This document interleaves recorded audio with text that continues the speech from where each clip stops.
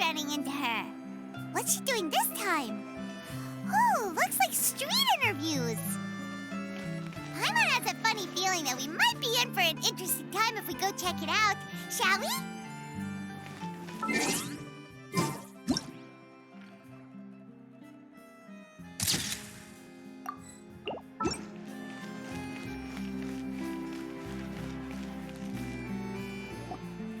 I see. So you believe that this warning letter was sent by the Phantom Weasel?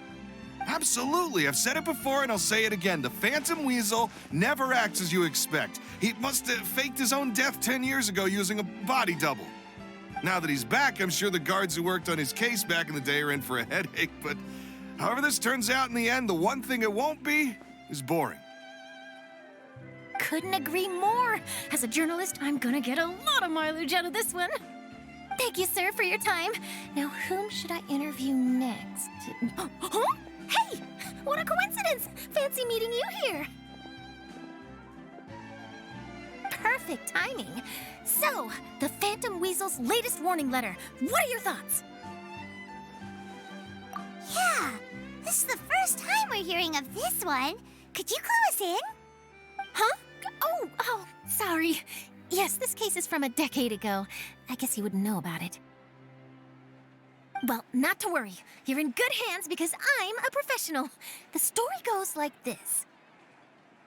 10 or so years ago, a phantom thief became active in the court of Fontaine. Known only as the Weasel, nobody knew his true identity, and the authorities never managed to catch him. Wow, cool! He sounds like one of those mysterious night burglars that you read about in novels. Precisely. Well, except the part where they actually have a good reputation. Our Weasel targeted whatever people held dear, and no one was safe from his predations. He would just as soon steal a necklace from a rich merchant's safe as he would a toy doll given to a commoner child for their birthday. I know. The phantom thieves you read about in novels rob the rich to pay the poor, but this guy did not discriminate. Unsurprisingly, this didn't work wonders for his public reputation. Every man and his dog wanted to see him behind bars. Yeesh. So, did they catch him? Not exactly. There's a good chance that the Weasel would still be at large to this day if it hadn't been for an accident 10 years ago. A magician named Caesar fell to his death in a botched high-altitude escape performance. When the police went through his personal effects, they found a hoard of stolen loot and gadgets used for criminal activities. And that was how the Phantom Weasel's identity was revealed to all. Sure enough, thefts in Fontaine went down after Caesar's death. But today, 10 years on, the notorious thief has once again issued one of his warning letters and pasted it on the gate of the Opera Epiclese for all to see. I had to squeeze through the crowd this morning to get a photo as soon as I heard. Here, it's this one.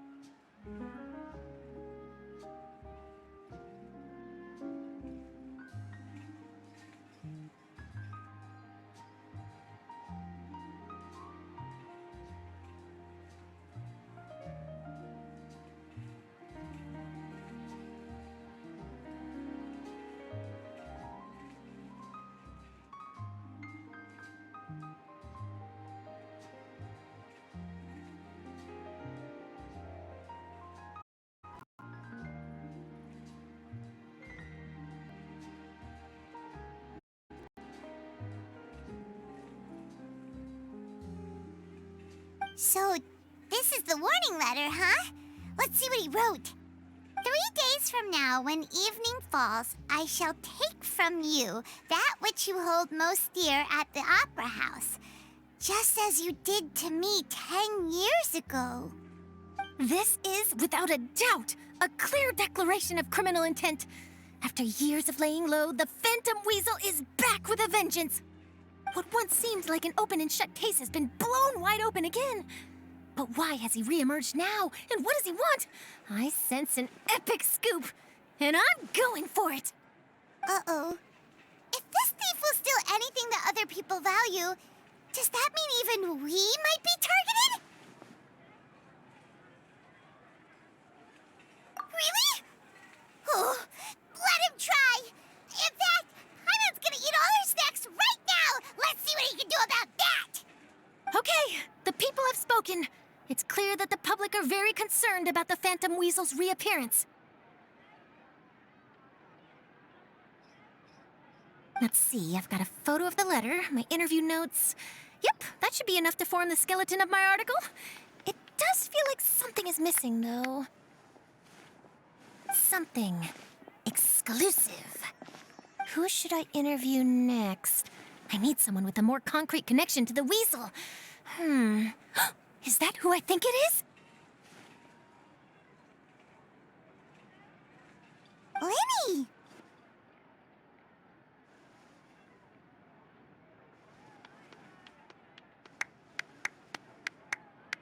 Magic, magician, Caesar, the Phantom Weasel! That's it! Let's go interview Lyney!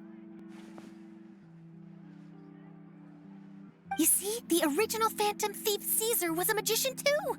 And what do Phantom Thieves and magicians have in common? They both have an air of mystery about them. Perhaps there's a connection there. Are you serious? What sort of a deduction is that? Oh, relax. My journalistic instinct tells me that an exclusive news story is beckoning. Let's go. No time for delay.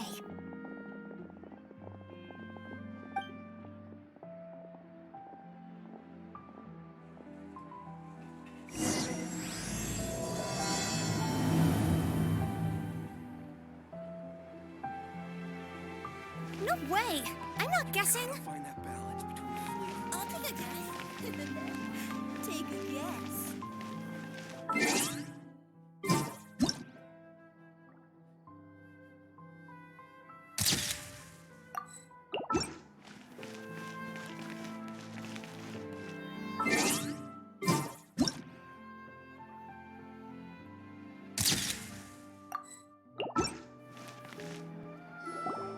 Wow, Mr. Magician!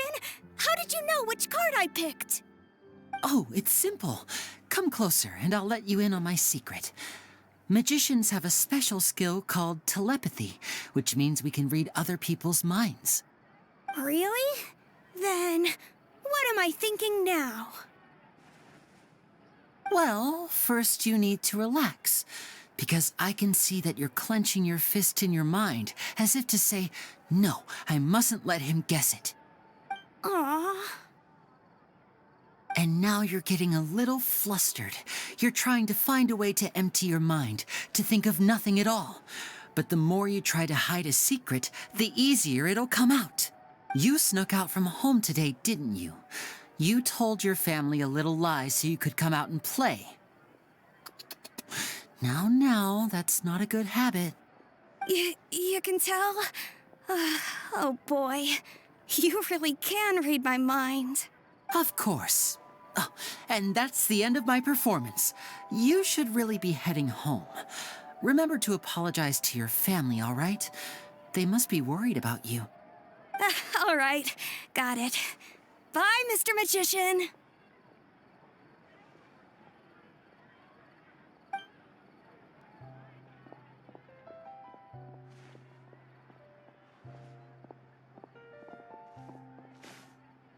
Hey, Lyney? Why, hello. We meet again. Are you looking for me? What's the situation? Well, why don't you guess, Mr. Telepathic? Oh, please. You didn't believe that spiel, did you? The power of telepathy is quite beyond me. I'm sure that child would beg to differ. Seemed like you were right on the money. That was nothing more than a little trickery. I made an educated guess based on his micro-expressions. That, plus the fact that he was the only kid here without his parents, and he looked as guilty as sin. He made it easy for me. You guys, on the other hand, let me guess. Don't tell me you're here for the Phantom Weasel, are you? Wow! Got it in one! Is this more of your trickery at work?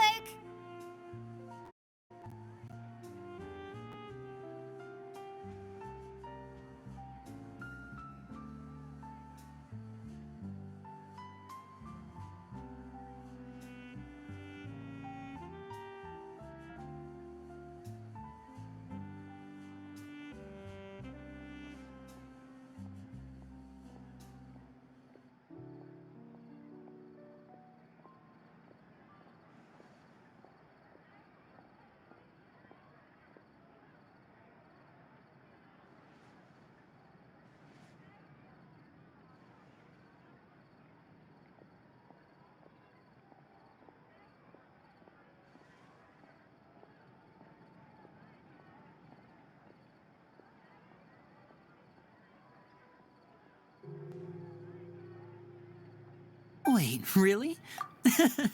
No trickery this time. It was pure luck.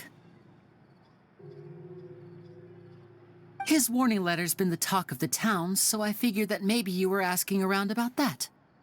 Bingo! I plan on writing a column reporting on the latest news about the Phantom Weasel. So, Lyney, what are your thoughts on this infamous thief's reappearance? To be honest, it makes me angry. Angry? Why? You read his letter, right? The Phantom Weasel claims he's planning something in 3 nights' time at the Opera House. That's the night I'll be performing there. Huh. What are the chances? Wait a minute, you don't think he's after you, do you? Well, if he is, then his warning is clearly a direct challenge to me personally. And if he's not, then it's still going to be a huge headache for me. The mere mention of the Weasel's name is enough to scare people off. So once the contents of that letter get out, barely anyone will be showing up to watch my show. But I've been preparing for this for a long time. I'm not about to let him ruin my big day. This leaves me with only one choice. I have to expose the Phantom Weasel's identity before the show begins.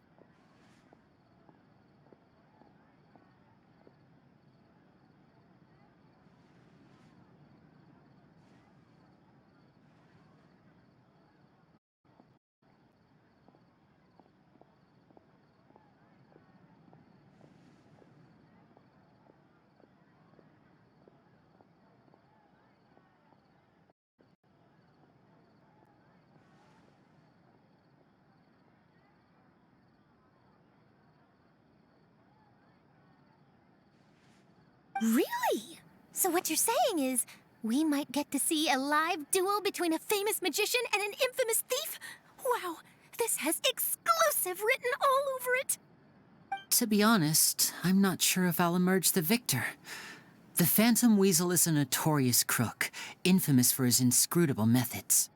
You're being far too modest, Lyney. I think your magic tricks are even more inscrutable than those of a thief. Thanks for the compliment, though I have to say, I don't care much for the comparison. A lot of people liken magicians to thieves because we both have the ability to make things disappear without the person noticing. But there's an important difference that these people overlook. Allow me to demonstrate with a quick magic trick. Here, I have a flower, just an ordinary flower that was picked not long ago. Watch it carefully now. 3, 2, 1. It's gone! That's the question. Where did it go? Therein lies the difference between us. Thieves make precious things disappear, but only magicians make them reappear. If I could now invite you all to check your clothes, there might be a surprise in there somewhere.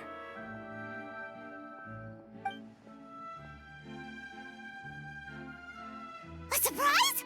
Let me see!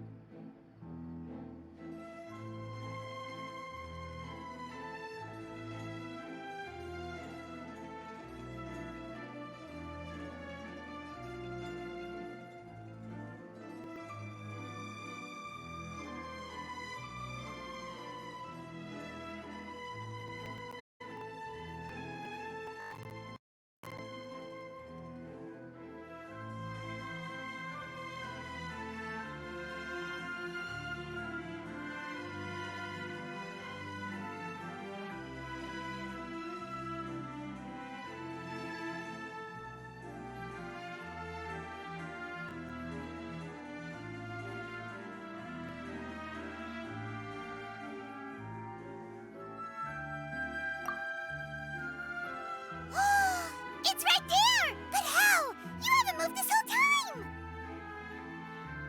What an outstanding trick! Sorry, Lyney, it seems that my previous praise was woefully inadequate. Clearly, magic is the superior art form to theft. Don't worry, I didn't take offense. I just wanted to take the opportunity to perhaps change some of the preconceived notions you might have about magicians. Since Caesar's death, a lot of people associate magicians with criminality. It can be quite frustrating. I can imagine. Coming back to your trick just now, might I presume that you are well versed in floral symbolism? For example, magicians often use rainbow roses in their flower-related performances to represent passion and romantic encounters. But you used a Lumidu spell, which, if I'm not mistaken, allude to separations. I'm curious to know if there was any deeper meaning behind this choice? Impressive knowledge. It's no wonder you're such a successful journalist. But I'm afraid I don't know the first thing about floral symbolism. I'm just in the habit of using Lumidu spells in my magic. It sounds like something I should look into, though.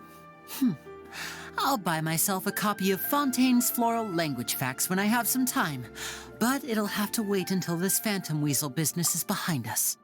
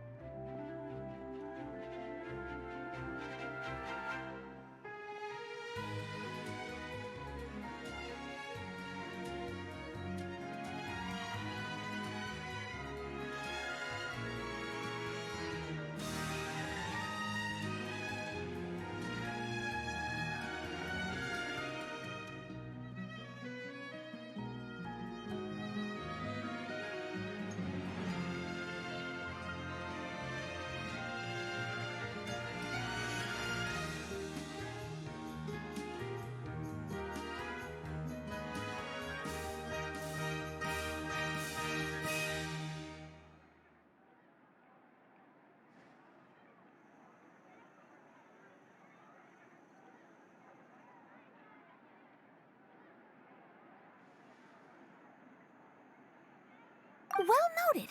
In that case, this brings us to the end of our interview. I, for one, am looking forward to the final showdown between you and the thief. Please feel free to get in touch to update me on any further developments.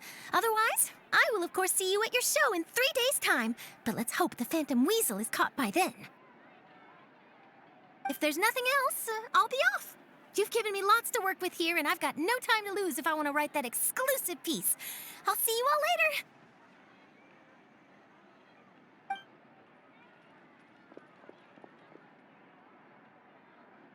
So, Lyney, are you gonna tell us how you did that flower trick now?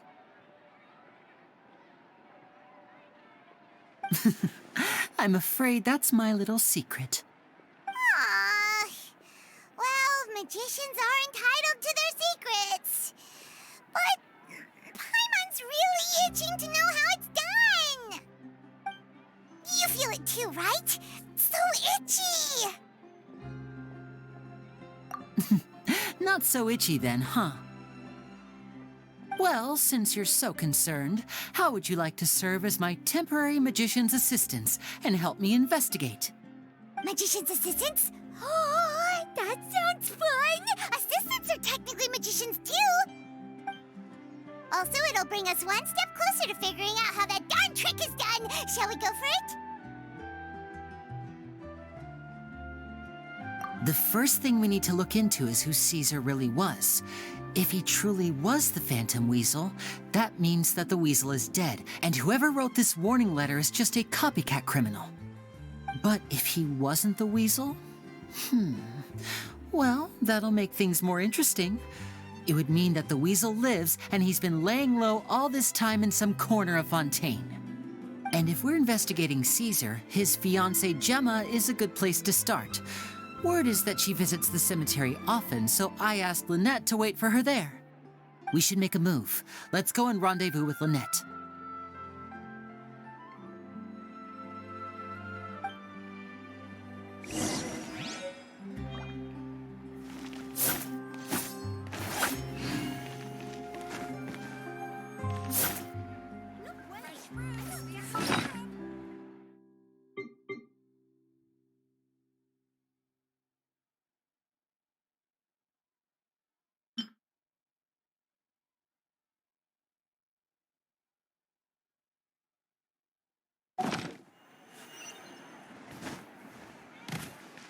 I'll take a guess.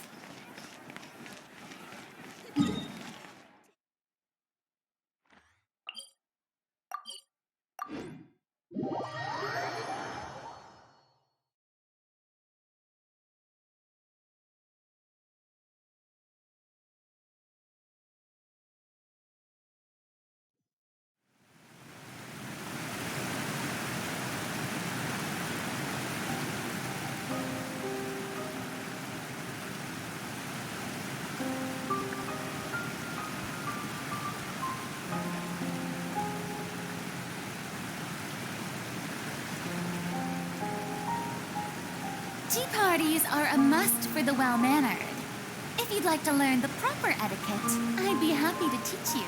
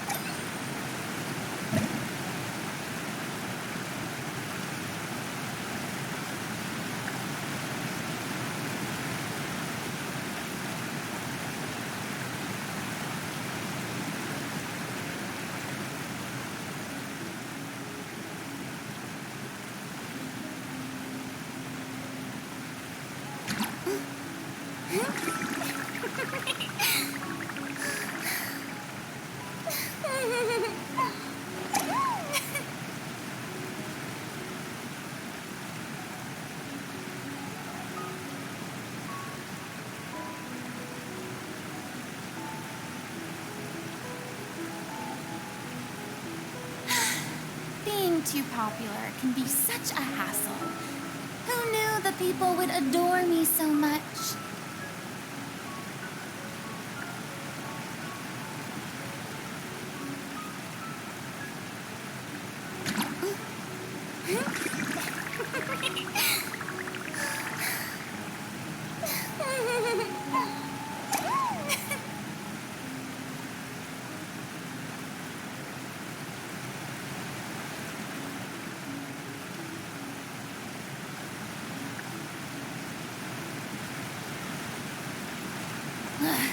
Boring! Isn't there anything else more interesting to do?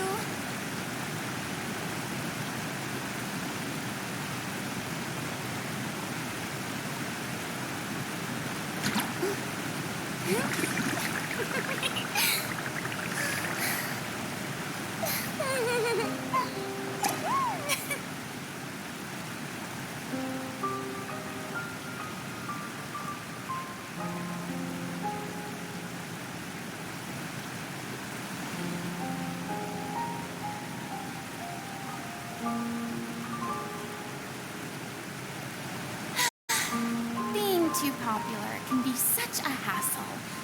Who knew the people would adore me so much?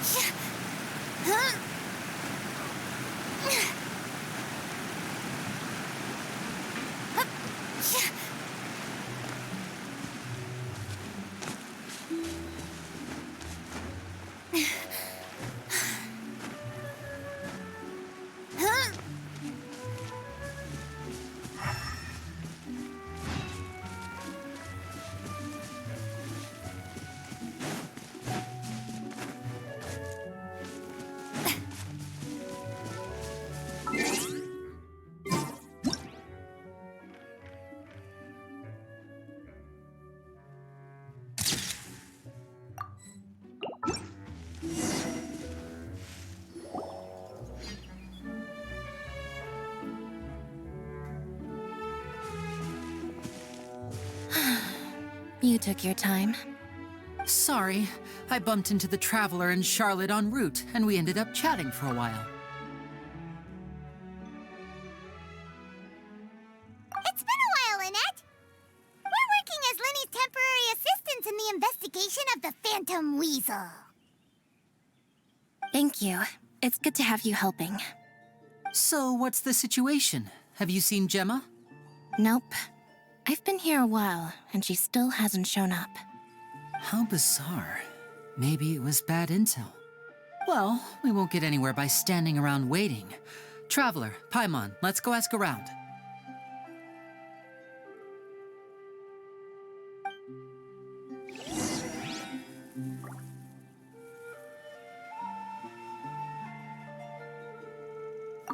I'll wait for you here and see if Gemma shows up.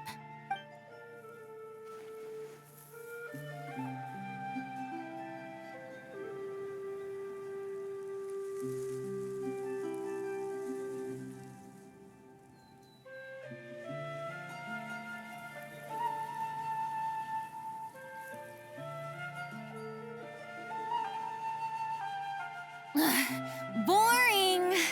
Isn't there anything else more interesting to do?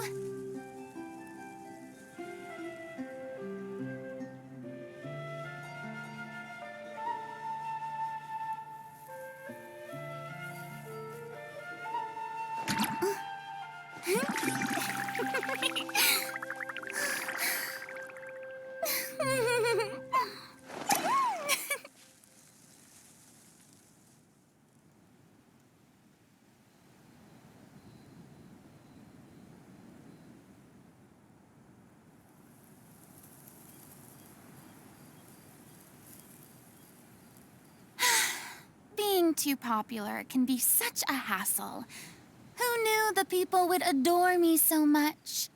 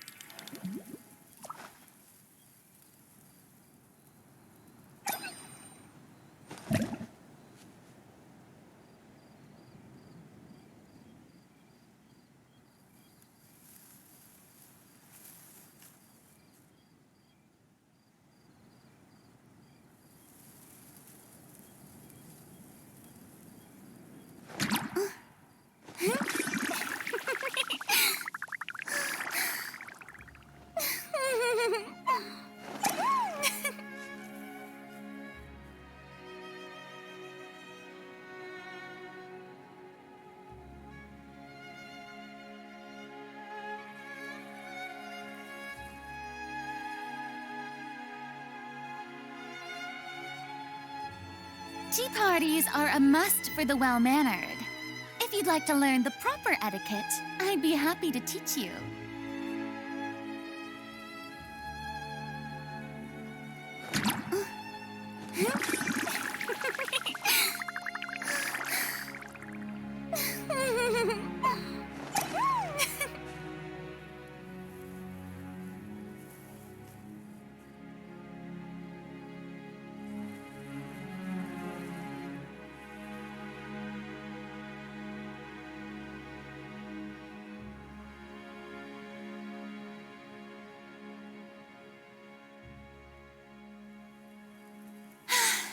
Being too popular can be such a hassle.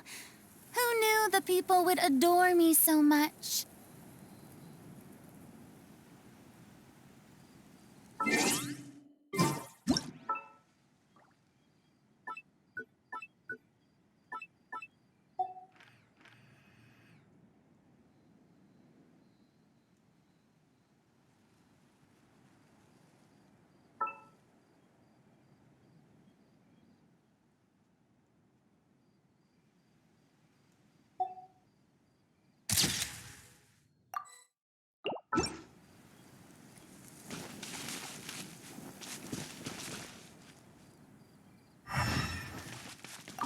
A lot of people here today, huh? When did this cemetery get so popular? Same thoughts here. What's going on?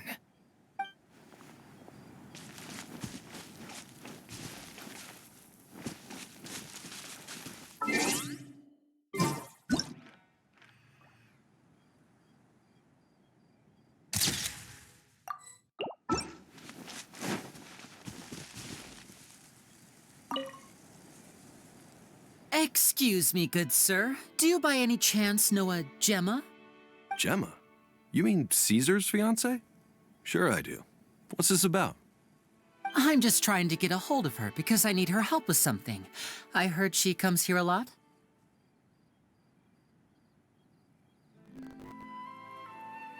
Yeah, she does. Poor thing. It's no secret why either. She's heartsick. Ever since Caesar passed away, she's been coming here once every week to clean his grave. Often she just sits there in front of his headstone, lost in thought. Sometimes she talks to herself. I asked her what she was doing once. She said she wanted to speak to him again.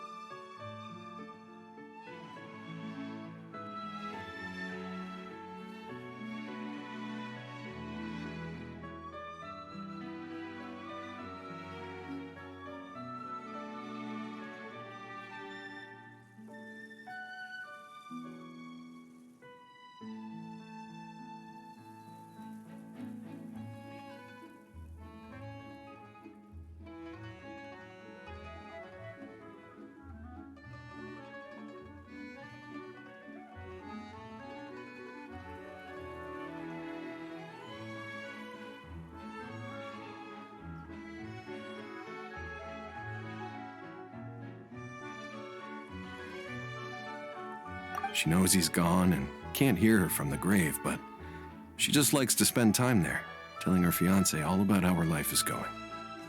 And she's been doing this ever since Caesar passed away? Oh, so 10 years. Wow. Their love must have been really strong. I'll bet. Caesar's reputation fell apart after his identity was revealed, so no one else visits his grave. Gemma's the only one who still thinks about him after all these years.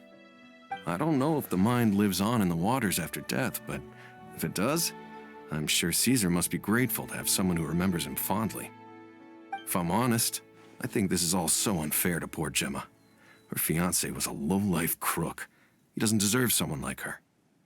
Anyway, all of that said, she's running later than usual today. Normally, she'd be sitting in front of his grave by now. I wonder if she's okay. Well, that's everything I know, I'm afraid. You might have more luck asking some other people.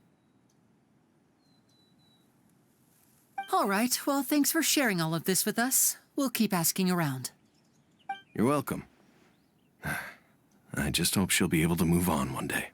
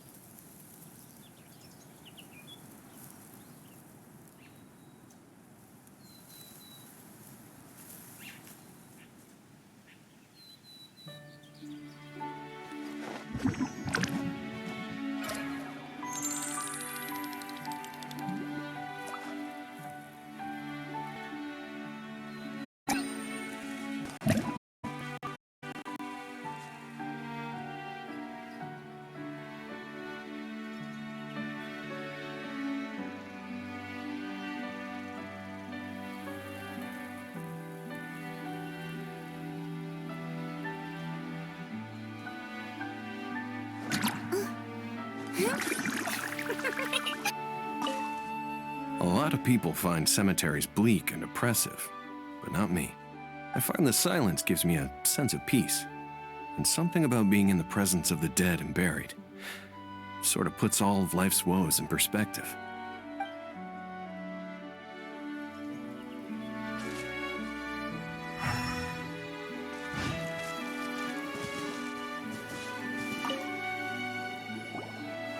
Did you hear the news? They're saying the Phantom Weasel's back. You're kidding. Wait, isn't he dead? I don't know anymore. All sorts of news flying around nowadays. I can never tell what's true and what isn't. But what if, just hypothetically, I mean, what if this weasel's the real deal and Caesar was framed? Called it. Seriously, 10 years ago, on the day it all went down, I said to myself, you know what? This guy's been set up. The Caesar I knew was a good guy. He gave balloons to children on the street, for Pete's sake. What, are we supposed to believe that he was a balloon thief or something? Give me a break. Oh, please. Weren't you the one cursing his name to high heaven when the police announced the news? You were all, that gosh darn lousy son of a, you think you know a guy, or words to that effect. Wait, did I say that? I don't seem to recall. Hello there. Sorry for disturbing you, but I couldn't help but notice you were discussing the Phantom Weasel. We're actually quite interested in this topic as well, but we're struggling to get to the bottom of it. Do you think you could spare a moment to tell us a little bit about Caesar? You've come to the right people. Yep, I was there. Back when Caesar used to perform magic tricks on the street. He was a great magician. The best trick I ever saw him do was pop a transparent balloon, only for a whole bunch of doves to fly out from the inside. I was right up close and didn't blink or look away once, but for the life of me, I still don't have the faintest clue how he pulled it off. Really incredible stuff.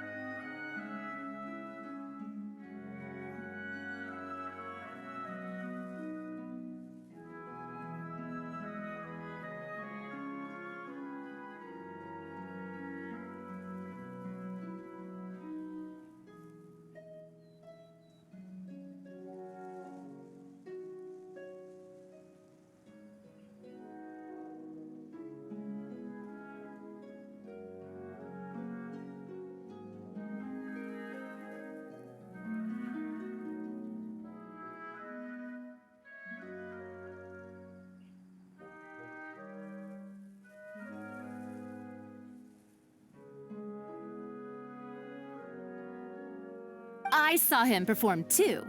He always used to bring some gifts along for the kids who came to watch his show, and he'd hand them out after he was done.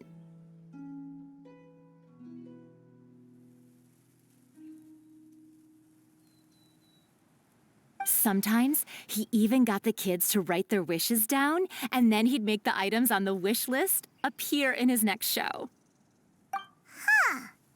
He doesn't sound like such a bad guy. But after he died, there were also rumors that he used the wish list to find out what was precious to people, with the intent to steal it later. As I'm sure you know, the Phantom Weasel would steal just about anything from anyone. Whatever the case, now that the weasel is back, Caesar's become a hot topic once more. I bet Gemma must be pleased. If Caesar's name gets cleared, maybe it'll finally give her some solace after all this time. Oh, speak of the devil. That's her over there. If you've got any more questions about Caesar, she's definitely the one to ask.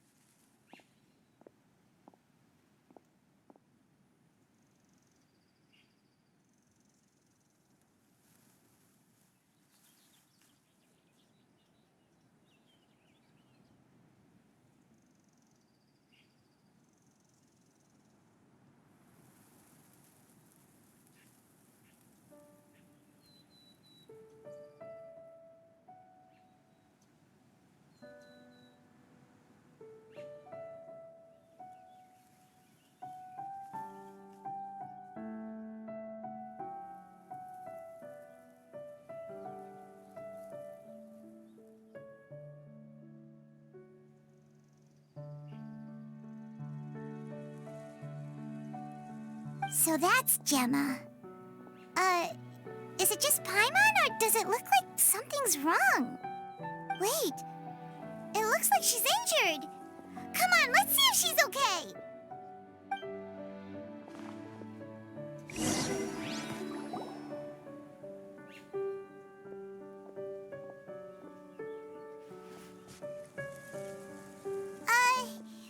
Hi there. You're Gemma, right?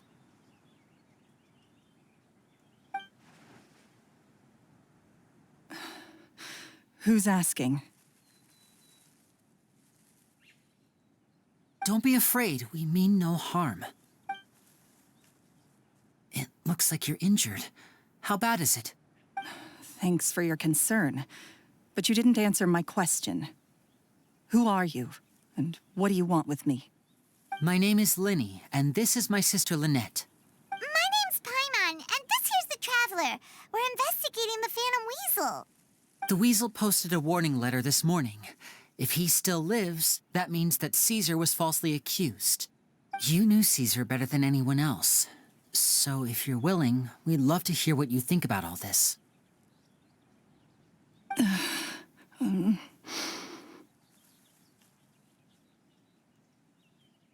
promise you can trust us.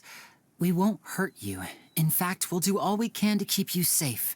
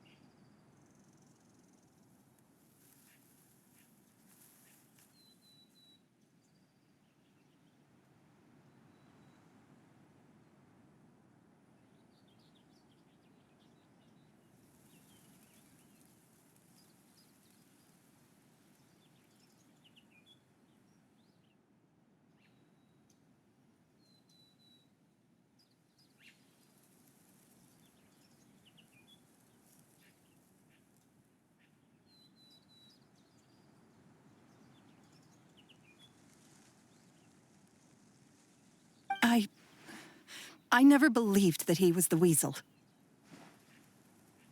I suspected as much. Okay, so going back 10 years, do you remember anything strange in the weeks leading up to the accident? Did Caesar have a falling out with anyone, for instance?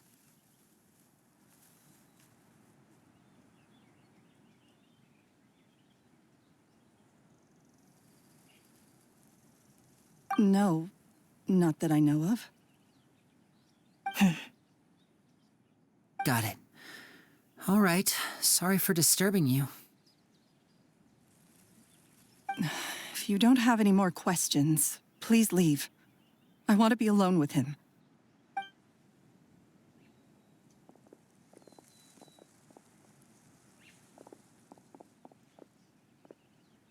Judging by the look on her face, there's definitely something fishy about her. She's lying. She definitely knows something.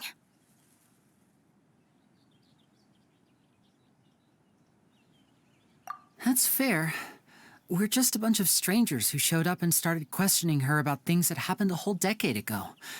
It makes sense that she'd be wary around us. In any case, I doubt we'll get any further here, so let's call it a day. Meet me outside Hotel de Boer tomorrow, and then we'll start the next step of our plan.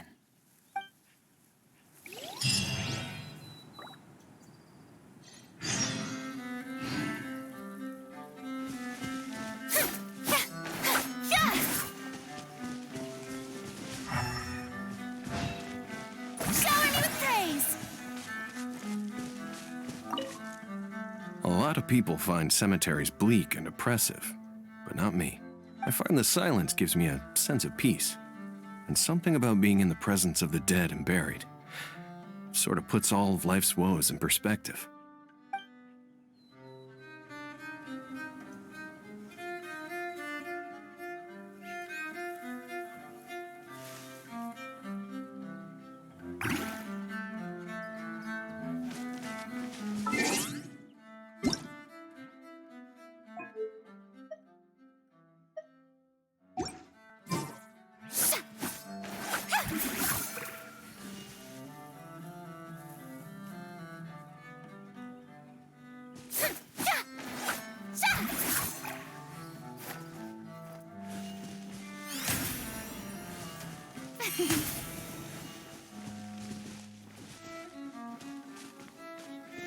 Gemma's hurt, you say?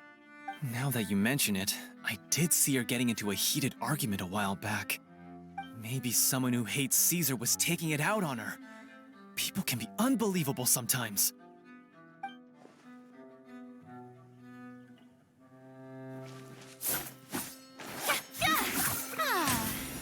The show begins!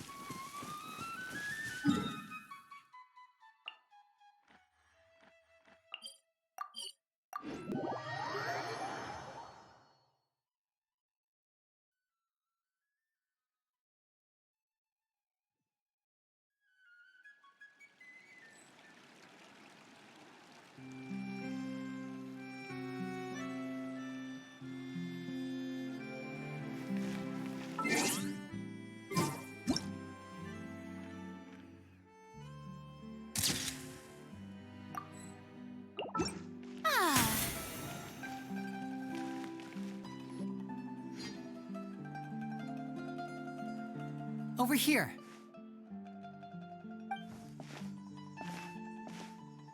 Lynette's not joining us today?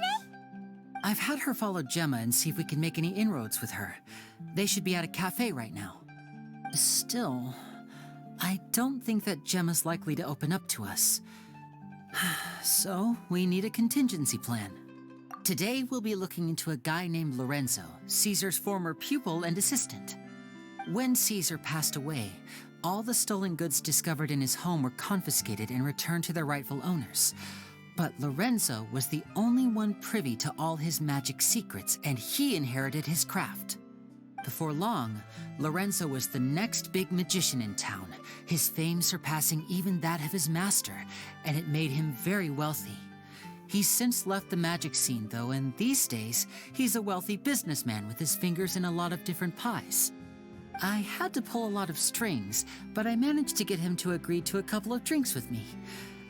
Be warned, though, I hear he's got a hair-triggered temper. We'd best be careful.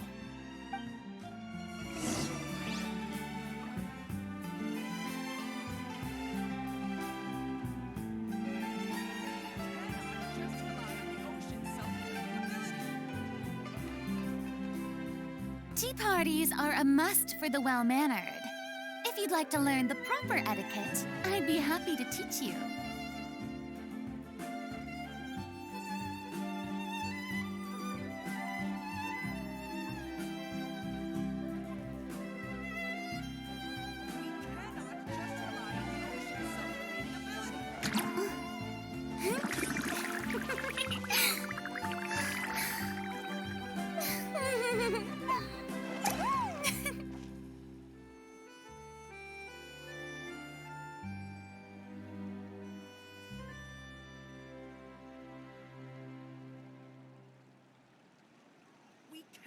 Just rely on the ocean self-cleaning ability. Being too popular can be such a hassle. Who knew the people would adore me so much?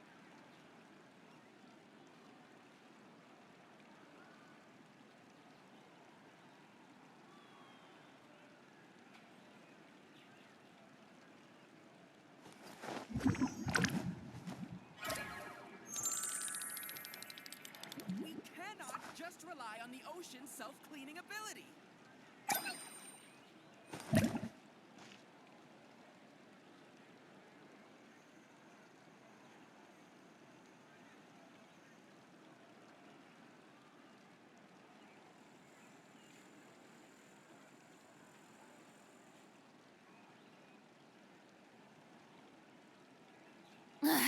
Boring. Isn't there anything else more interesting to do? Rely on the ocean's self-cleaning ability.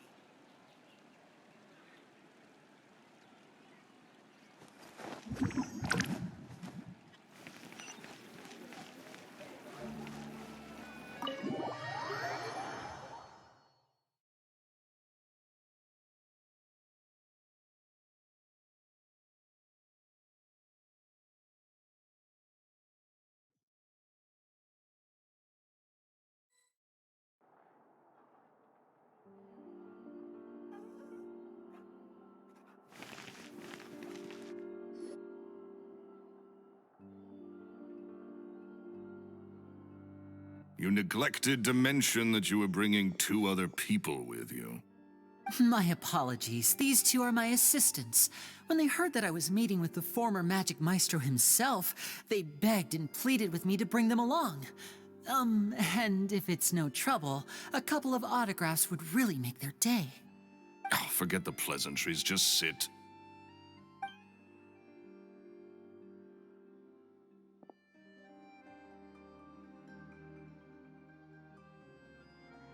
Get a load of this guy. Forget the pleasantries, he says, but he looks pretty happy about Lyney stroking his ego. I only agreed to meet since we're both magicians. Do me a favor and cut to the chase. I have more important things to do than drinking. Much obliged, sir. As it happens, the matter I want to address is also related to magic. Yesterday morning, a warning letter from the Phantom Weasel appeared on the entrance to the Opera House. He claims to be planning something for the same evening that I'm scheduled to do a magic show there. As such, I believe that I may well be his target. I have to get to the bottom of this to ensure that my show can go ahead as planned. Naturally, any investigation into the Weasel starts with a few questions about Caesar, who... What is there to investigate? Caesar was the Weasel, and he's been dead for 10 years. So what if some sick creep thought it'd be funny to write a warning letter? It changes nothing. Are you trying to tell me you actually bought it? Please, sir, no need to get so worked up. I do concede that a copycat is but one possibility. Possibility? It's a fact, Lyney. Look, my patience is limited, so listen carefully while I'm still willing to put up with you. The Weasel is dead. Period. Everyone knows that, so do yourself a favor and quit this investigation. It'll lead you nowhere. Look, if this affects your magic show in any way, I will personally compensate you for any losses.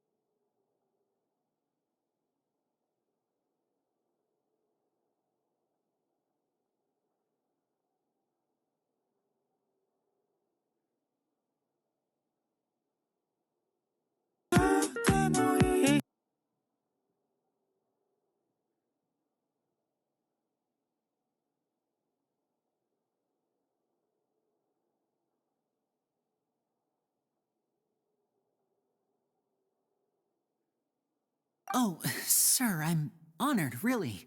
But this isn't about finances for me. My pride as a magician is what's at stake here, Lorenzo. Copycat or not, this person has thrown me the gauntlet, and I must meet their challenge head on. Your pride? Don't mince words with me, boy. Just tell me, what exactly are you seeking to do? I want to find out the Phantom Weasel's true identity. I have to know for myself what really happened 10 years ago. What would that accomplish? And what do the events of 10 years ago have to do with you, anyway? Look, you of all people should know that a magician never reveals their secrets. And in any case, dead men don't talk. So if you really care about your magician's pride, then you'll forget about Caesar and move on. Uh-oh. This is getting awkward. Lorenzo? Is that? Oh, it is you! I know that big, booming voice anywhere. What's up, my man? Want to grab a drink with me? Another day, I'm busy. Oh, come on. You can't be all business all the time. You know what they say? Live fast, die young. You gotta learn how to kick back and relax once in a while. If I wanted your life advice, I'd ask for it. Now get out of my face and go be drunk somewhere else. Sorry, my good sir. I don't believe I've had the pleasure. Oh, hey! Edmondo. He and I are business pals. We worked together a bunch of times. This is your first time meeting him? Oh, he's always like this. Foul-mouthed and hard-nosed. Never heard a kind word out of this guy the whole time I've known him. And he wonders why he can't get a girlfriend, despite being, what, pushing 40, 30, something? Anyway, point is, a lot older than when he first got rejected by the girl he was into. And he's still into, from what I hear. Shut up and get out of my face. Another word out of you and you can forget about doing business with me ever again. Do I make myself clear? Sorry, I may have had a little too much to drink. All right, I'm gonna leave. Don't work too hard.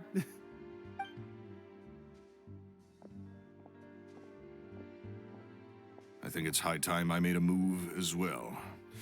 If you really want to investigate this, Lyney, be my guest. But if nothing good comes of it, don't say I didn't warn you.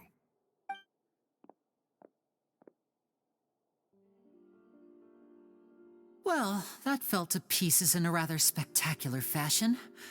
Any thoughts?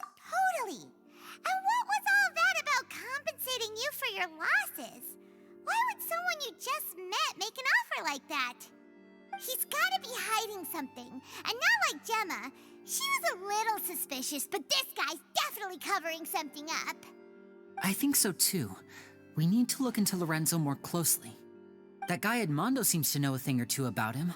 He only just left. Let's see if we can catch up with him.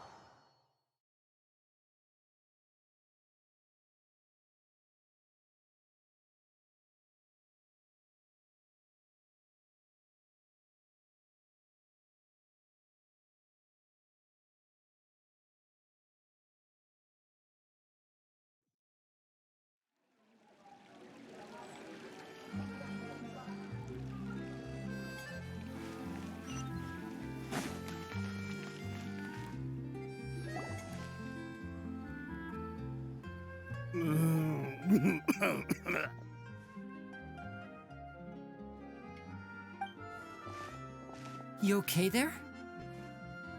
Who are you? Oh, it's you guys. Don't worry about me. I must have had one too many. I just need to ride it out. I say way too much back there, didn't I? Yeah, I nearly talked myself into complete financial ruin. Note to self, no more drunken chats when Lorenzo's around. So, he was serious about threatening to cut you off? Ugh, Paimon knew he was a bad egg. Hey! Keep your voice down. Don't go prying into Lorenzo's personal affairs. Bad things happen to people who ask too many questions. Or make an enemy out of them. What kind of bad things? Don't even ask. I'm sorry. I'm gonna have to cut this conversation short. I'm not crossing that line again. And take it from me, trouble with Lorenzo is one thing you don't need in your life. You saw him flare up back there. I don't know what you said to him, but clearly it touched a nerve. That's not a good sign. You're too young for this. Don't get in over your head. I'm leaving.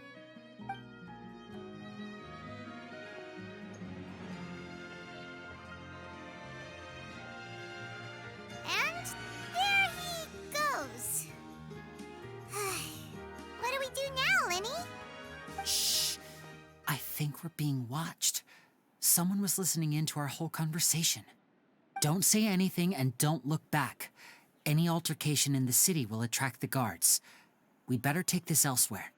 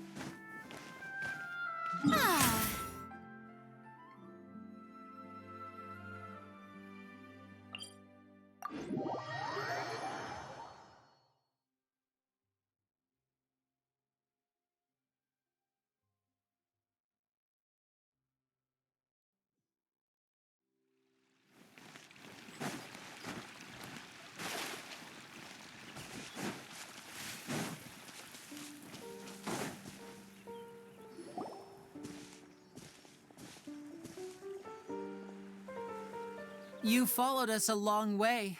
Why don't you come out and introduce yourselves? So you're Lyney. And where's your sister? Ain't she with you today? Save us the trouble and go fetch her for us. Let's not drag this out. Paimon doesn't like the tone of your voice, mister. Who sent you, huh? Save your questions, missy. You ain't gonna need answers where you're going. Capiche? Looks like we can't avoid this fight. Now, I'm not the strongest fighter, so I hope you're ready to back me up. Don't worry, we got this!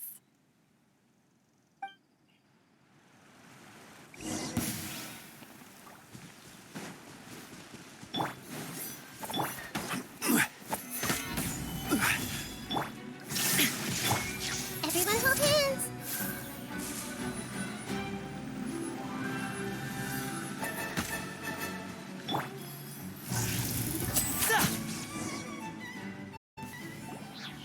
Curses. They're tougher than we thought. Vision wielders are always trouble. Intimidation ain't gonna work like it did on the lady. Come on, let's scram! Hey, wise guys! We ain't through with you yet! Oh, they got away! Did you catch what they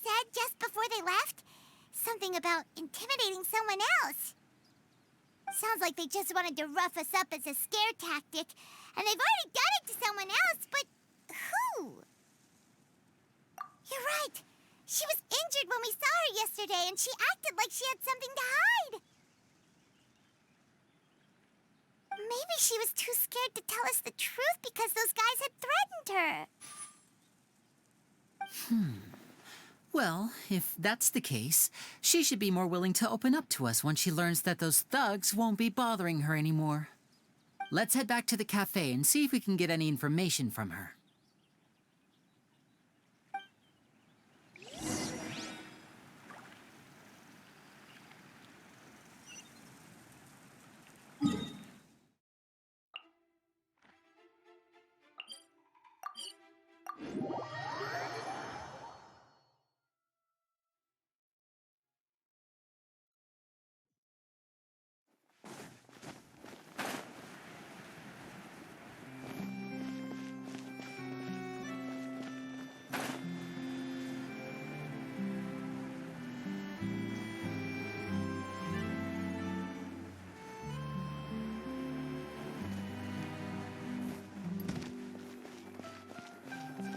Looks like no more free coffee for me. The tea here just keeps getting more bitter.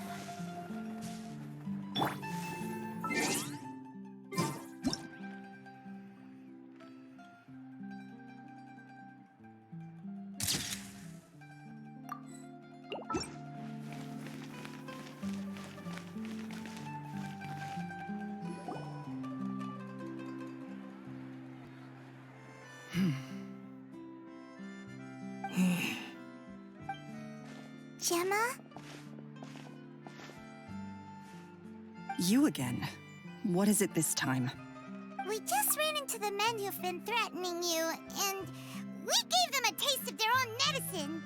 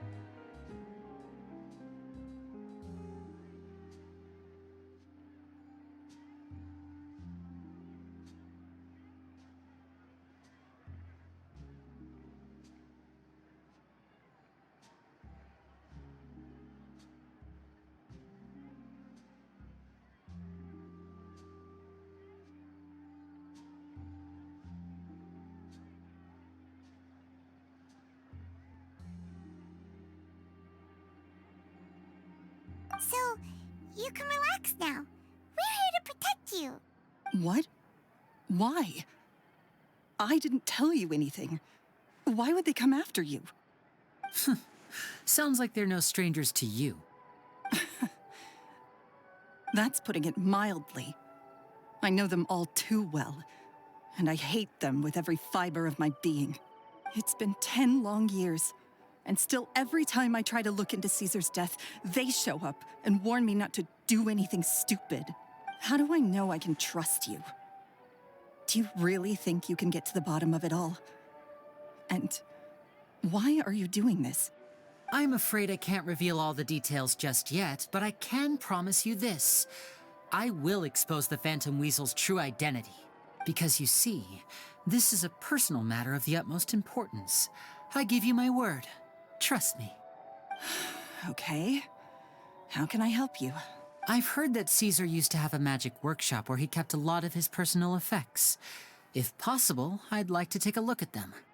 Do you know where it is? The Fleuve Sonde. But the place was sealed up by the police after his death, and no one's been there since.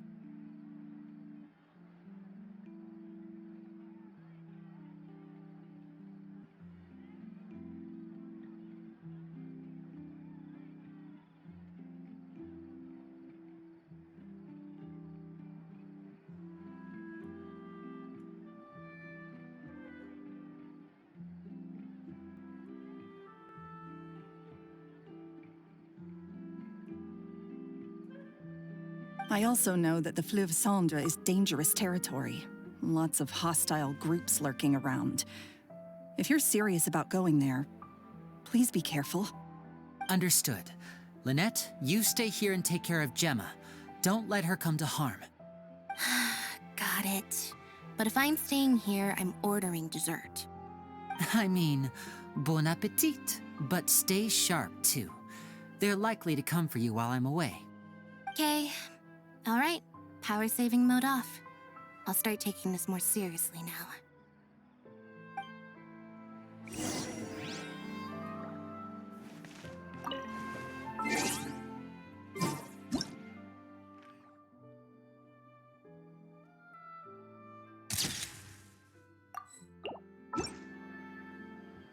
With me here, nothing will happen.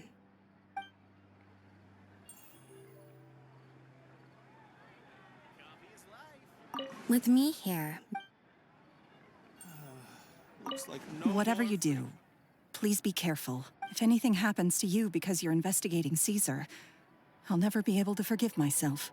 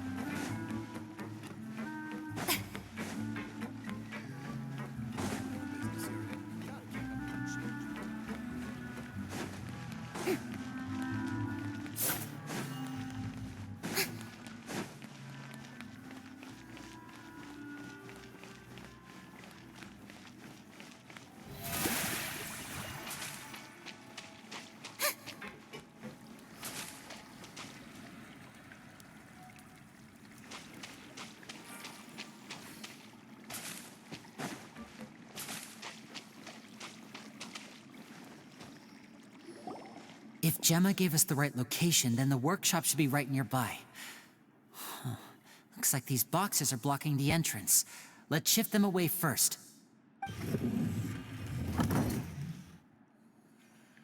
There we go. It should be just down here.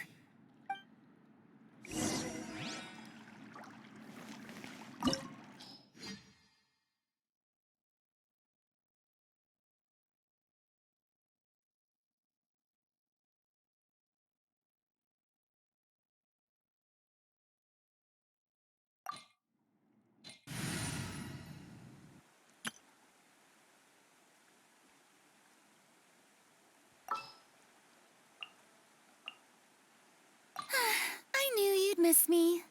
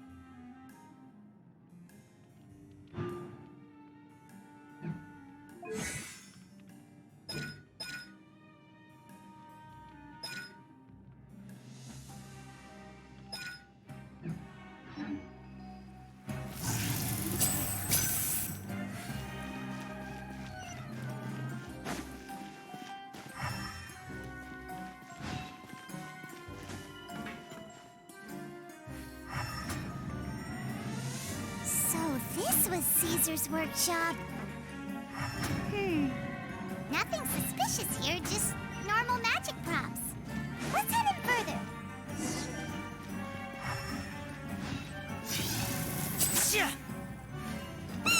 What was that? Oh, is this one of Caesar's gadgets?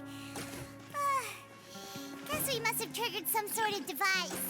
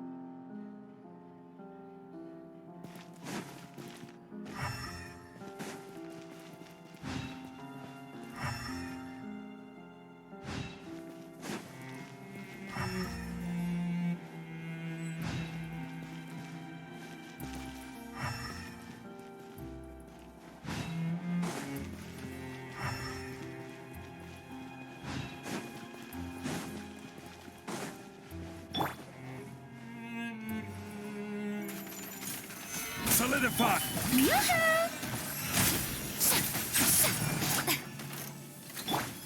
Now disappear!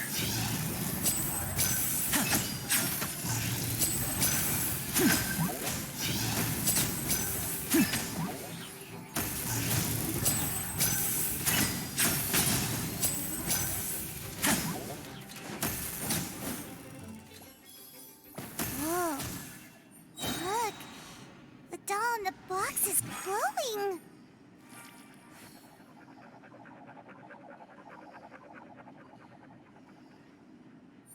I wonder what my dear sister Lynette is doing right now. Missing me to death, I'm sure. There's something written on the card on this doll. Let's take a closer look.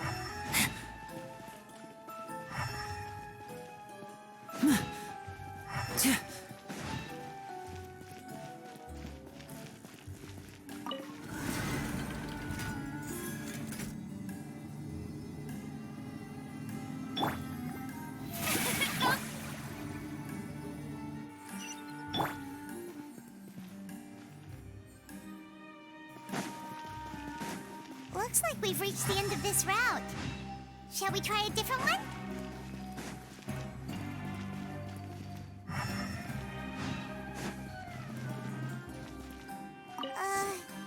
These magic boxes are moving. What do we do? One of them looks different from the rest. Let's investigate.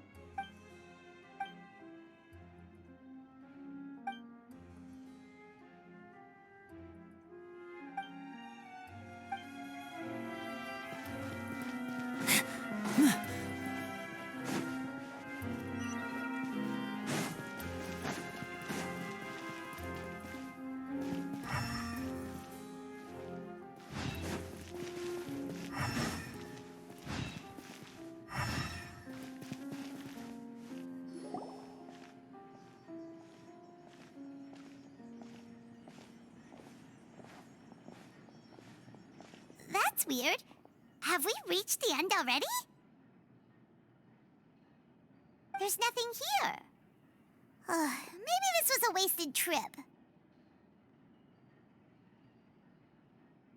This place seems a little too ordinary for a magician's workshop. There's a distinct lack of mystery. We've triggered quite a few devices on the way here. I'm starting to wonder whether Caesar built this whole place as one big, elaborate magic contraption.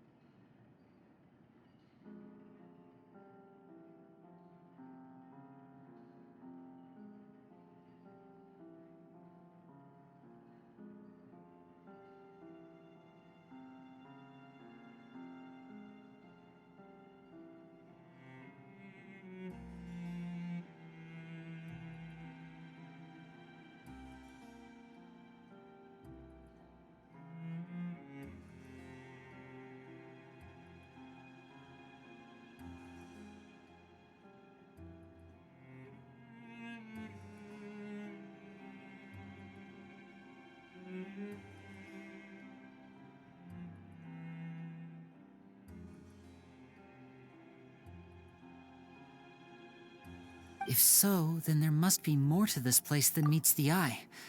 Maybe a hidden room somewhere. Aha! If I just move this book, then hopefully... And... presto! A secret passageway! How did you know? I'm a magician too, and apparently great minds really do think alike. Looks pretty big inside. Let's head in and take a look around.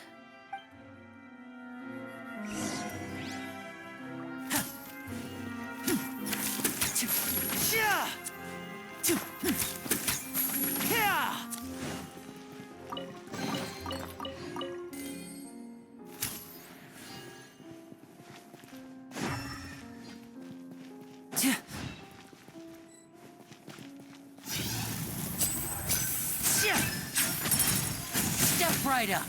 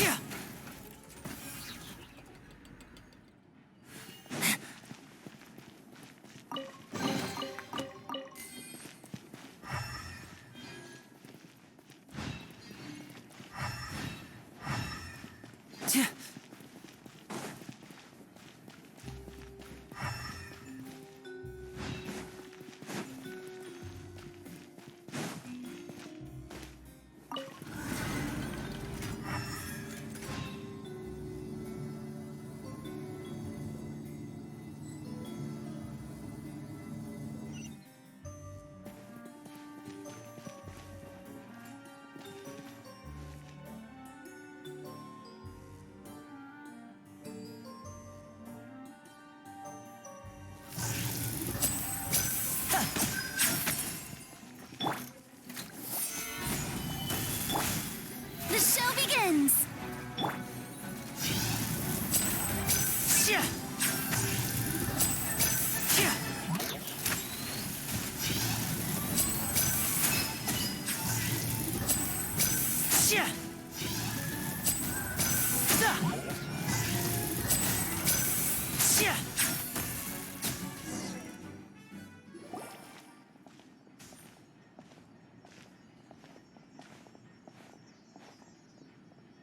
Why have you stopped, Lyney? Is there some device in that box? Huh. It just looks familiar somehow. Let me check this out for a second while you guys go on ahead. If anyone makes a major discovery, let's rendezvous here. All right, see you in a bit.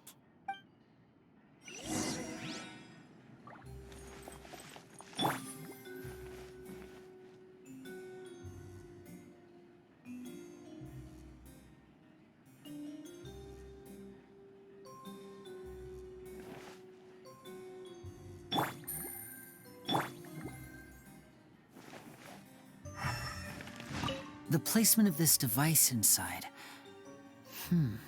If I remember correctly...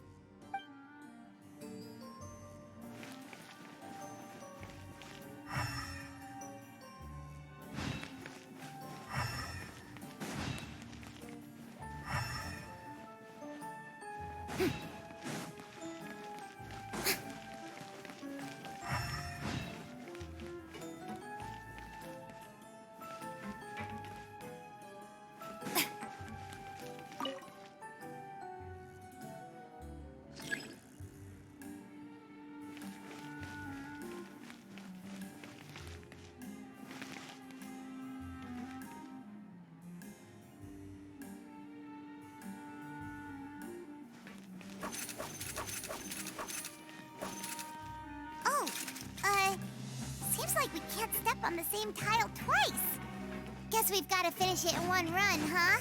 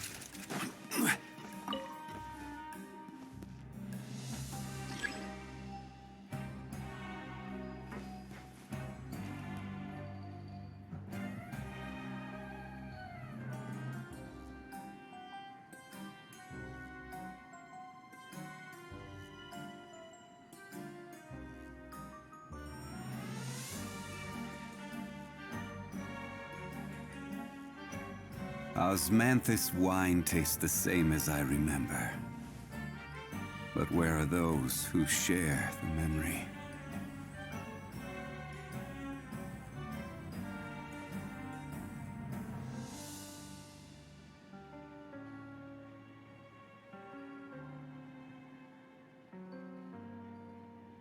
Every journey has its final day. Don't rush.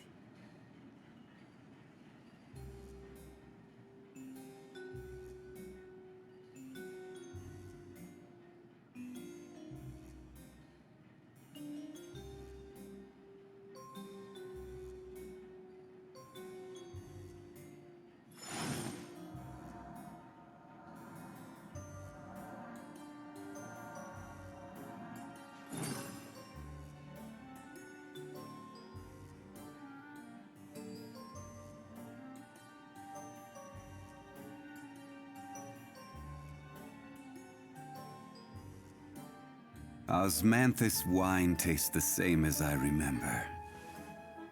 But where are those who share the memory?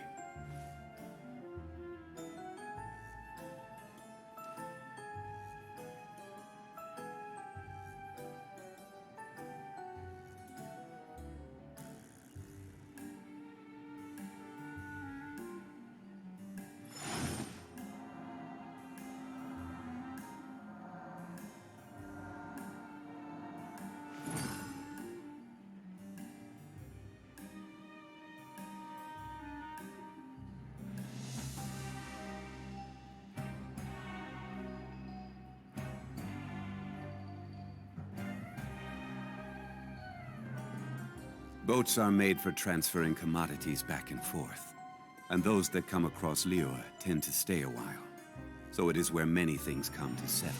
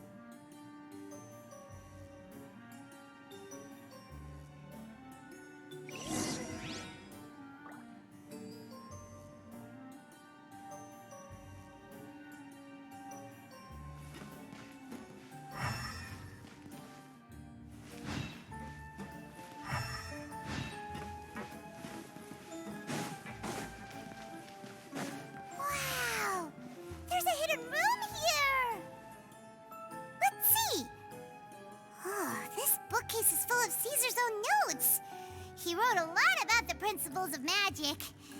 Whew. Much too advanced for Paimon. Hey, look! Is that Caesar's diary on the table?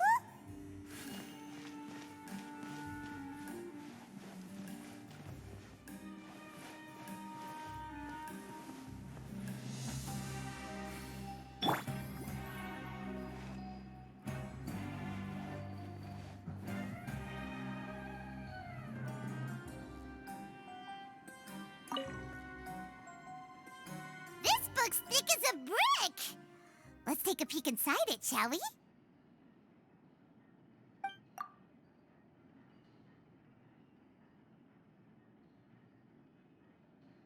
At one of my shows a few days ago, a child asked me how I pulled candy out of my hat. As a joke, I told the kid that the hat has a built-in wish-granting machine. Next thing I know, today a whole bunch of kids were pestering me to pull all sorts of things out of the hat. So I told them another white lie. The machine needs time to power up, but in the meantime, you can write your wishes down. Well, they took me up on that offer, enthusiastically. As I write this, I've only just got back from running around all over town, buying the things they wanted. Boy, are my legs sore. I wound up saving very little this month, but that's not a major issue. I now have a bigger problem. How am I going to hide all these things inside my hat?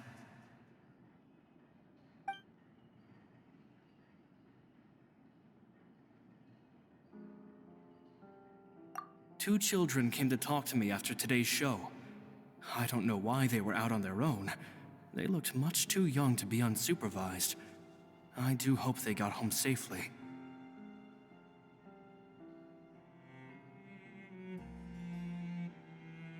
Anyway, they said that they wanted me to teach them how to do magic.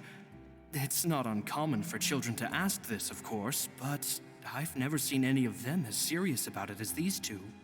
I told them that learning magic is very hard work, but that didn't faze them at all. It's like they already knew. They seemed so committed. I couldn't turn them down. It seems like something's bothering Lorenzo lately, but he won't open up to me about it. Surely he's not upset that I agreed to teach those two children. I'll have to talk him around. I have a good feeling about those kids. They're naturally talented, and it seems like they're not new to the world of magic. They have all sorts of fantastic ideas. All I'm really doing is helping them develop a more professional standard training plan. They wanted to call me Master, but I told them they absolutely mustn't. Any magician worth their salt could have taught them what I have. They're the geniuses here. Compared to them, I don't deserve to be called any sort of master. With time, I have no doubt that they could become far greater magicians than I. My only concern is why they're so mature for their age. I fear they've had to grow up too fast. I don't dare to imagine what they must have been through. Gemma thinks so too. She doesn't like being around them. Says that their eyes are too piercing. They don't bother me, but then again, I've never been the sharpest tool in the shed. It's nearly time for me to go on tour. I asked the two kids if they'd like to come with me, but they shook their heads. I once overheard them talking about their father and their mission. Sounds like their parents have other plans for them. I guess we'll be parting ways soon. It's only been 10 days since I first met them, but I think that I've gotten a feel for their personalities now. They're very tough, but also very cautious, and they trust no one but each other. This, I fear, is not a good habit to have. They hide things from me too. For example, when I asked them where they live and why they wanted to learn magic, they lied. That's the thing about children. Whenever they're trying to cover something up, it always shows somehow. I can sense that their lives have been hard, possibly even dangerous too. They're not like other children. It's a shame that I can't do more to help them. After thinking things over, I decided to tell them a bit about how I see the world. It's full of lies and falsehoods, and that is why we must find our own truth. P.S. I hope they won't find my nagging annoying. Children are so opinionated nowadays. Will it do them more harm than good for someone they've only known 10 days to lecture them like that? PPS. Maybe I'm overthinking this. Children aren't interested in grand philosophies. It probably just went in one ear and out the other. I bet they've already forgotten every word I said. Oh, Caesar, Caesar. Just mind your own business next time.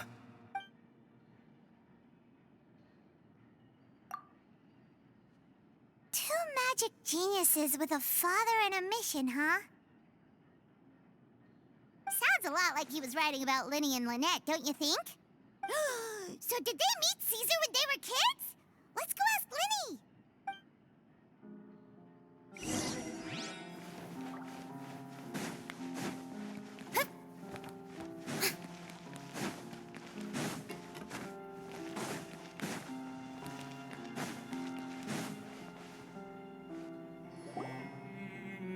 Lyney? Shh, hold that thought. As I expected, there's a lot of fishy things going on in this place.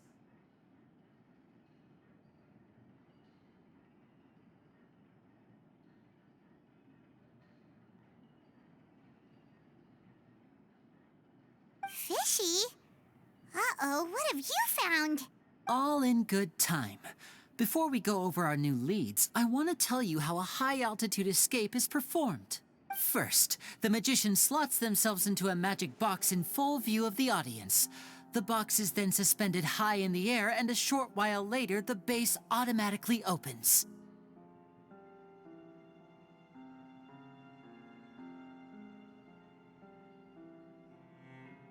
At this point, a dummy will fall out of the box, but it looks real enough to grab the audience's attention, and they start wailing and screaming.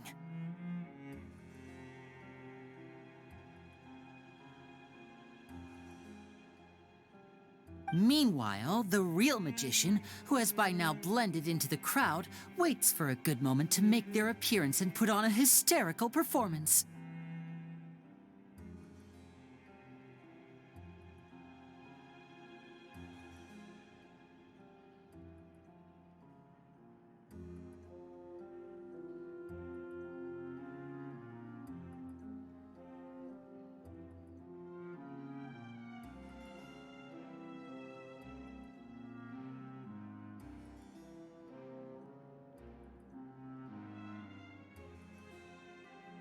Oh no! Is that me? Did I just fall to my death? Very vivid description. Paimon can really picture it. And then what? The audience's gaze then turns to the magician, and by the time they realize what's happened, the dummy has vanished, as if everything that just happened was some sort of shared illusion. Of course, that's just how I think the process should work, theoretically speaking. The inventor of this trick never performed it successfully. When the box opened, Caesar was the one who fell out, and not the dummy.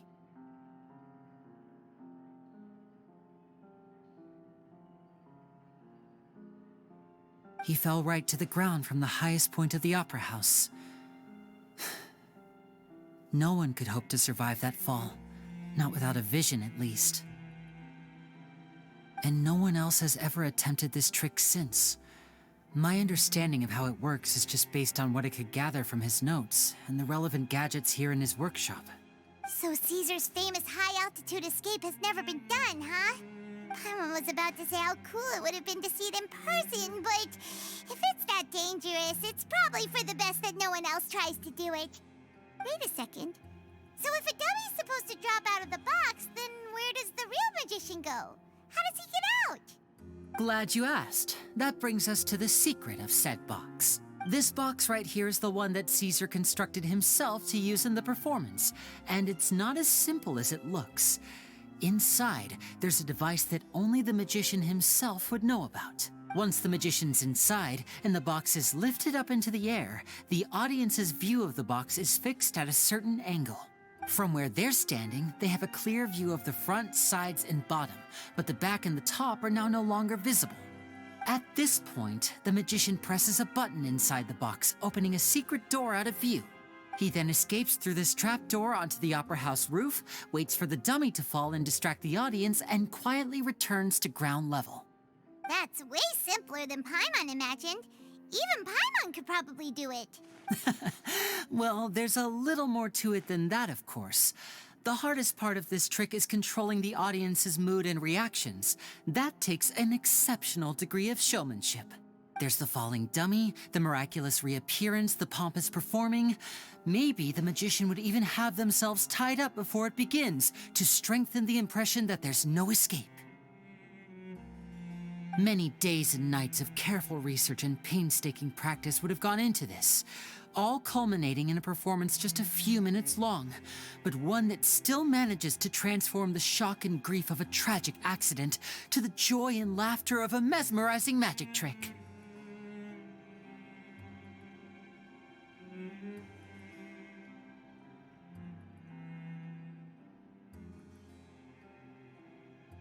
Caesar was a highly accomplished magician. But unfortunately, even he didn't manage to pull it off.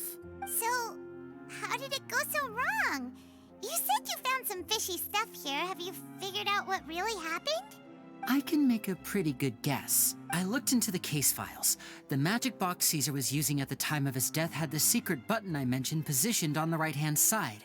And sure enough, he always used his right hand as his dominant hand in public. Okay. Nothing suspicious there. But here's the strange thing. Most of the devices in this workshop have the mechanism on the left-hand side, including this box right here, which leads me to believe that Caesar was in fact left-handed.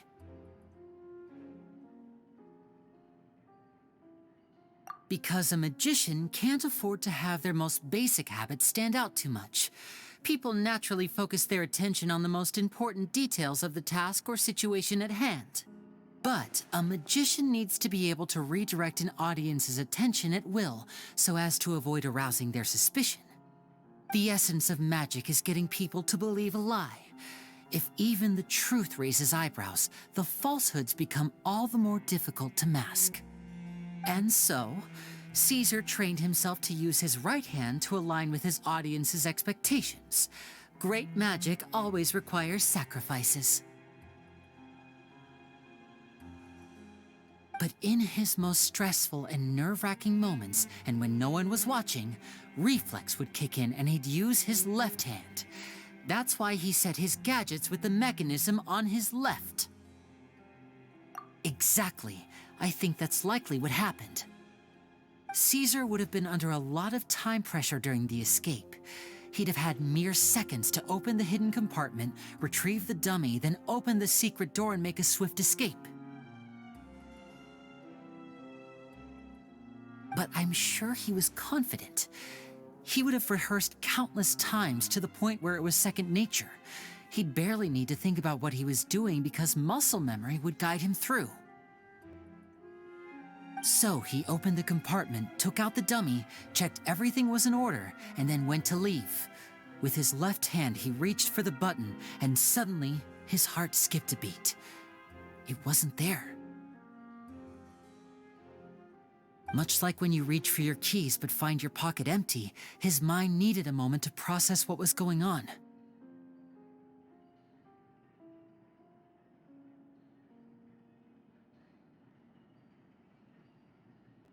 Instinctively, his left hand would keep feeling around for the missing button, maybe for another second or two, until the bottom of the box gave way.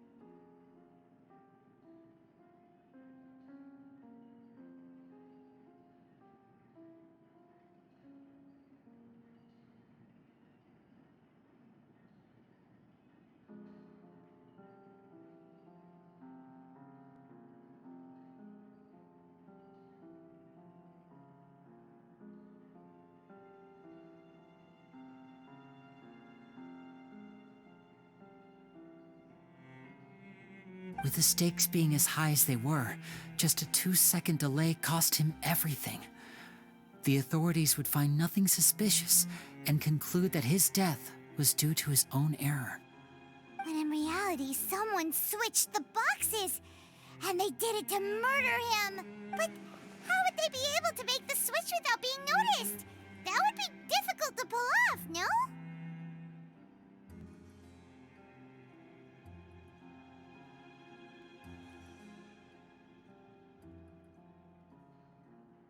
It would have to have been someone who knew that he was left-handed, and who could move his props around without arousing suspicion.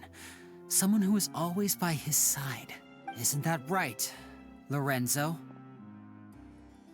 You just couldn't let sleeping dogs lie, could you? There's not a lot of people who'd go to all this trouble for some magician who died 10 years ago. I didn't want to have to do this, you know. Silencing you the hard way just creates more problems for me to deal with. But I gave you your chance. I hoped you'd do what's good for you and back off like the lady, but you disappoint me. You mean Gemma? So you are the one who's been threatening her! Yes, although however stubborn she might be, she was never much of a liability. But you people, you never even knew him, but for some reason you just wouldn't drop it. Which is why you can't leave this place alive. Take them out, and make it quick. Do your worst!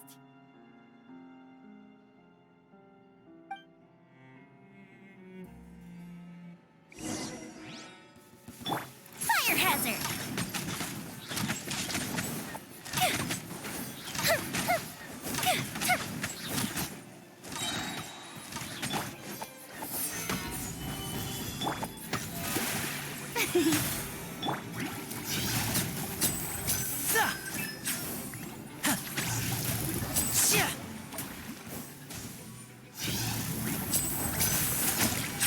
Now disappear!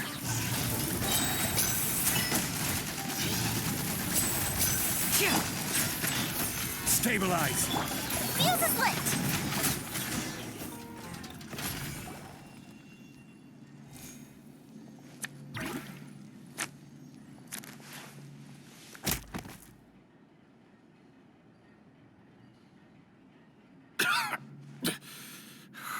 You kids are tougher than you look. Had enough yet, Lorenzo? Your cronies can't help you now. I think it's high time you started talking, and what I'd really like to know is, why did you murder Caesar? If I had a Mora for every time you said that man's name. Of course you idolized Caesar, everyone else did. But I was the real genius magician. Me! He was just an amateur who did cheap tricks for gullible children. I was the one who made magic into the fine art it is today. The aristocrats doffed their hats to me! So it was jealousy. Jealousy. Hatred, more like. I hated Caesar. All he cared about was his magic. He lived and breathed it. He poured everything into his street performances and his stupid tours like it was just a hobby to him, never bothering to think about Mora. What sort of fool devotes their life to the art of deception and never has a Mora to show for it? But the people loved him, didn't they? Oh, how they looked up to him. No one gave me a second look. All I ever heard was, "Oh, your master's amazing, isn't he?" Amazing? Yeah, so amazing that he was completely broke. Every other apprentice was living it up at their master's expense, but no, not me. I put in all the work, mastered all the skills, and it brought me nothing more than the life I already had. He forbade me from using magic to trick people out of their Mora. There was nothing he hated more than that. And with his reputation in Fontaine, it was too risky for me to go it alone. As long as he was alive, if I dabbled in my own brand of money-making magic, he would expose me, and it would destroy me. I had to kill him. There was no other way. He had to go. And this was your only motive? It was reason enough. What other motive would I need? Well, I was under the impression that there might have been other factors at play. For instance, maybe you were in love with Gemma, but she was engaged to Caesar. In love with Gemma? Don't be ridiculous. Guess I was wrong about that then. Next question. Are you the Phantom Weasel? I am. Caesar was so strict with me. He insisted that his way was the right way, that the sole purpose of magic was to bring joy to the world. I never bought into any of that. I was more interested in the practical value of magic. Sure enough, it helped me fill my pockets with all kinds of valuable treasures. Oh, yeah! Charlotte told us that the weasel would steal whatever people valued, no matter how much it was worth. That's just how it looked from the outside. What would any thief want with second-rate loot? I've only ever targeted high-value items. I stole cheap things as a way of practicing my craft. It was other people's overactive imaginations that conjured up the preposterous image they then dubbed the Phantom Weasel. So, that's the story, huh? Well, I hope you're ready to tell it all over again during your trial. What choice do I have? You're a pack of wolves, and you've got me between your jaws. You've seen what's here, and my last-ditch effort to stop it getting out has failed. What else can I do?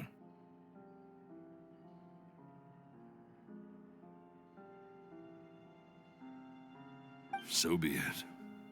I've enjoyed power and wealth for the last 10 years, the likes of which Caesar could never give me. I wouldn't choose for things to end this way, but I regret nothing. Very well. In that case, I'll contact the guards. Traveler, Paimon, keep an eye on Lorenzo for me. I'll meet you just outside the workshop when I'm back.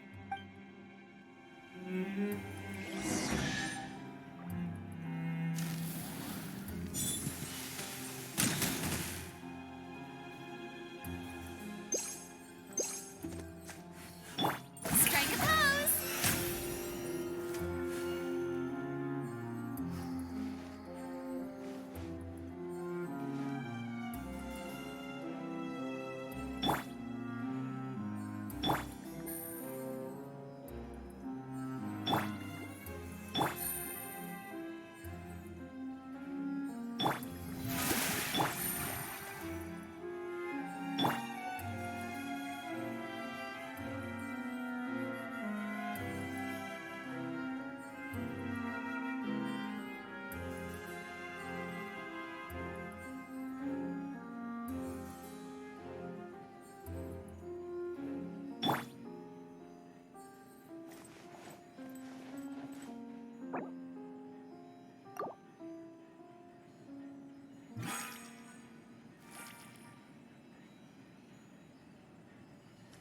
At least I can finally stop looking over my shoulder now.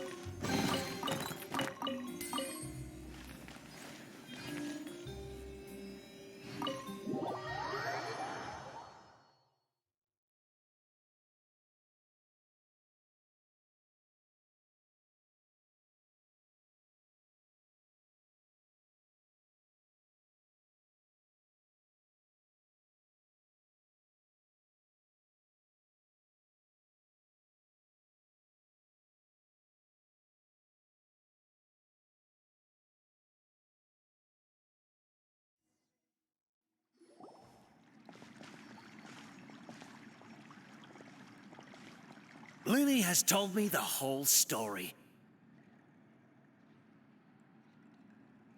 Lorenzo, do you confess to the murder of Caesar and to framing him for the Phantom Weasel's crimes?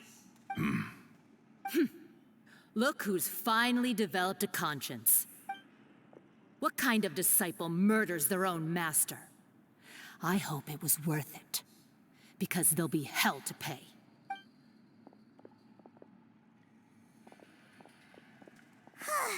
Looks like it's all over.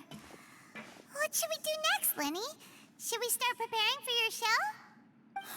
Let me think. Let's rendezvous with Lynette and Gemma first. With Lorenzo in custody, Gemma will no longer have to fear for her safety. Good point. We should go tell Gemma the good news right away. It'll give her some peace of mind for sure.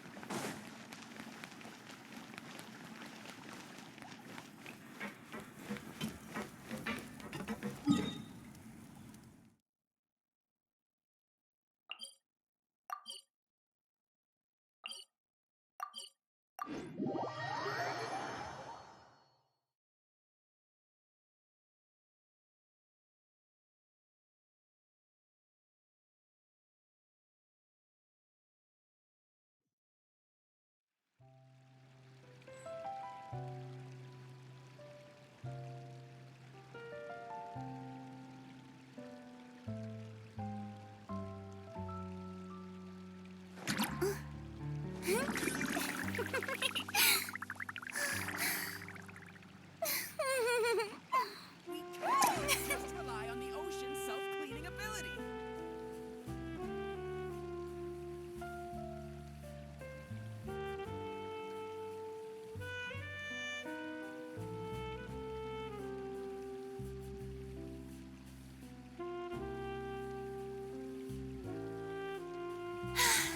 Being too popular can be such a hassle.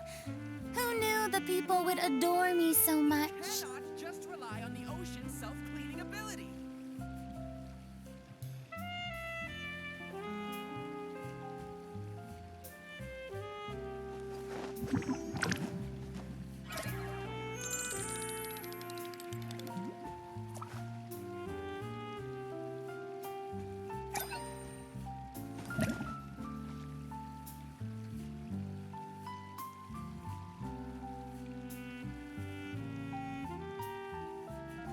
We cannot just rely on the ocean's self-cleaning ability.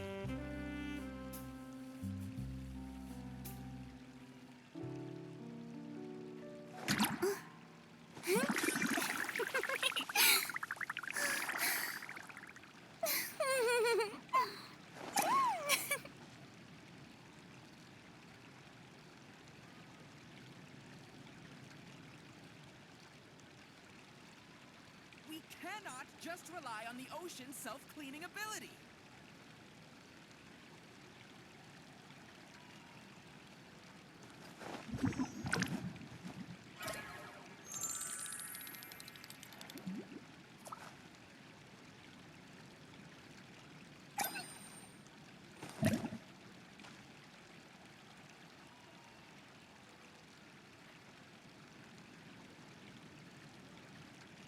We cannot just rely on the ocean's self-cleaning ability.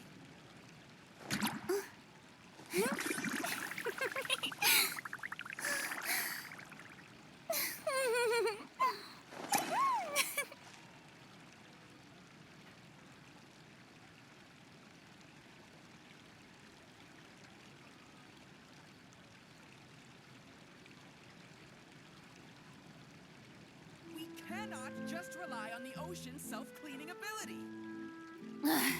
Boring. Isn't there anything else more interesting to do?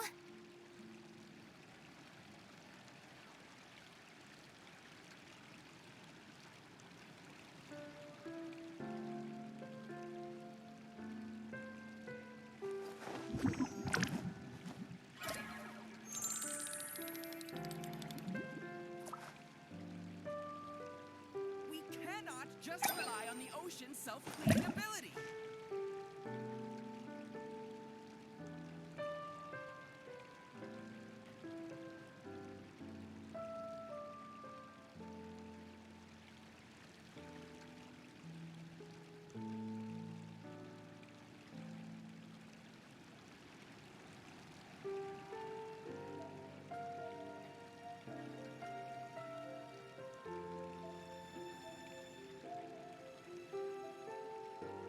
We cannot just rely on the ocean's self-cleaning ability.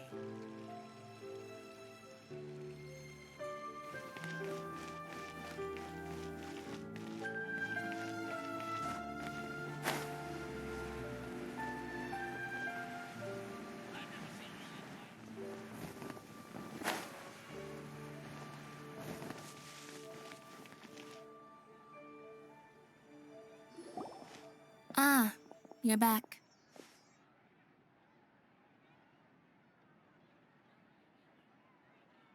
You were so quick. I've only just finished my third dessert. Your third? Lynette, come on, we've talked about this. Everything in moderation. You're not gonna have any room left for dinner now. It's fine. I'll shift to exercise mode and jog off the excess sugar. That's besides the point. Well, it's done now, but try to eat a more balanced diet in the future. Point taken.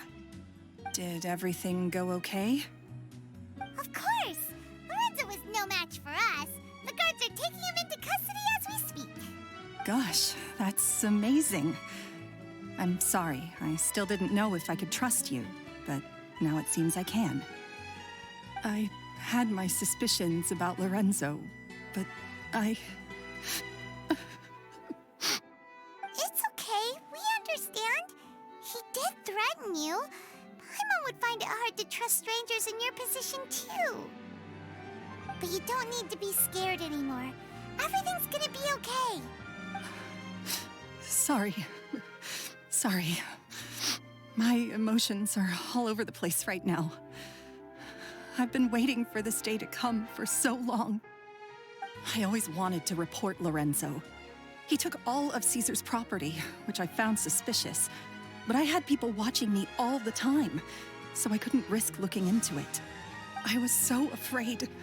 I was scared he'd do something terrible to me, and then no one would be left to visit Caesar's grave.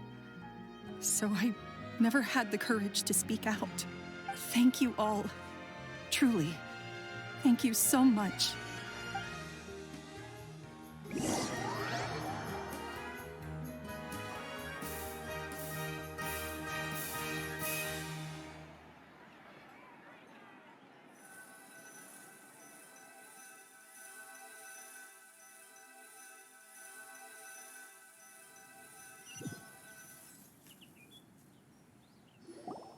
Thank you all for clearing Caesar's name. I never would have guessed that Lorenzo was the real Phantom Weasel. He never showed any signs that there were problems between him and Caesar in public. From the outside, it looked like they got along great.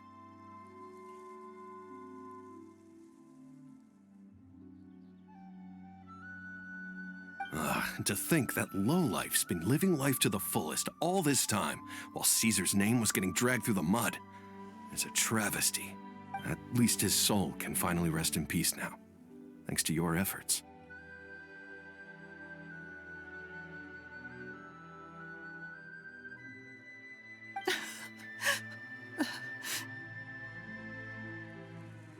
If only I'd realized before it was too late. Don't blame yourself, Gemma. This isn't your fault. Yeah, you still have the rest of your life to live. Caesar wouldn't want to see you spending it feeling guilty. Cheer up, Gemma.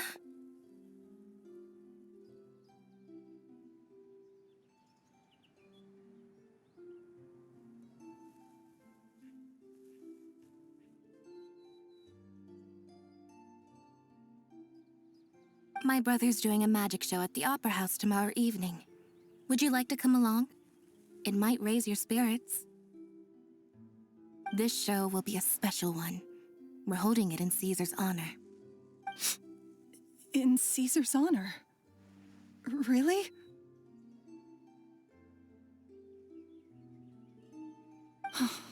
Thank you. I'll be there.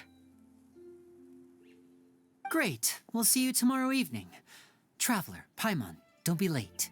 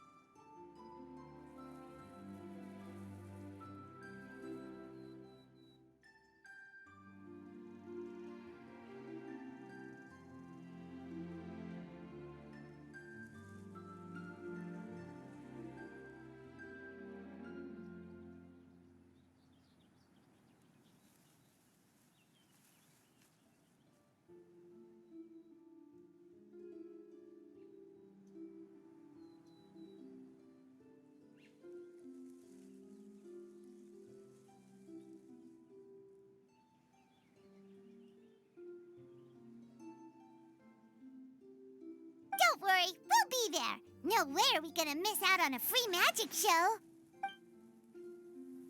Wait, Paimon feels like we're forgetting something. Oh yeah, Caesar's diary! We never found out if the two kids Caesar taught magic to were Lyney and Lynette or not. Lyney changed the topic back in the workshop, so we didn't get a chance to bring it up. Oh well, guess we'll just have to ask Lyney tomorrow evening.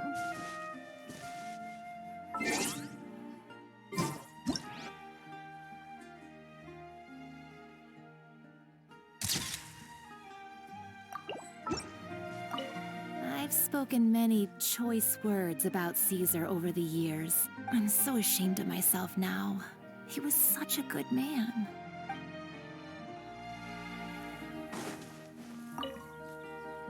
I can't believe Lorenzo was intimidating Gemma all this time. He comes around here sometimes. Not to clean Caesar's grave, though. He just stands off to the side and watches Gemma from a distance. She must have known, but she never asked him to leave. I wonder why that is.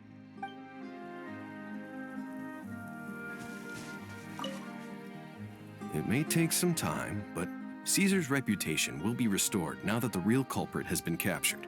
Looks like Gemma chose a good man after all.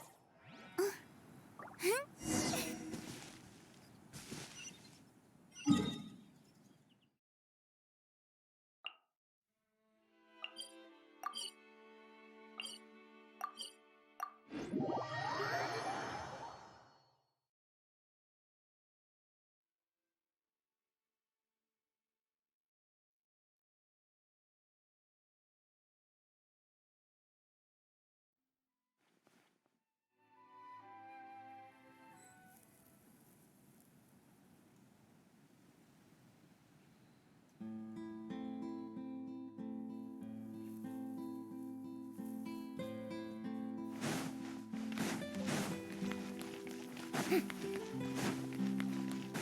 can't wait to see how this turns out.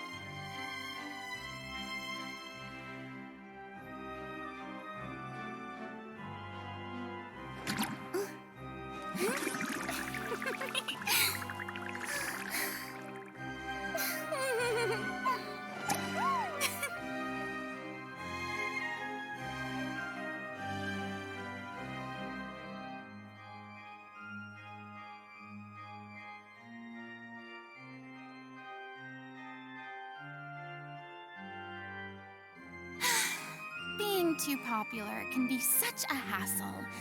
Who knew the people would adore me so much?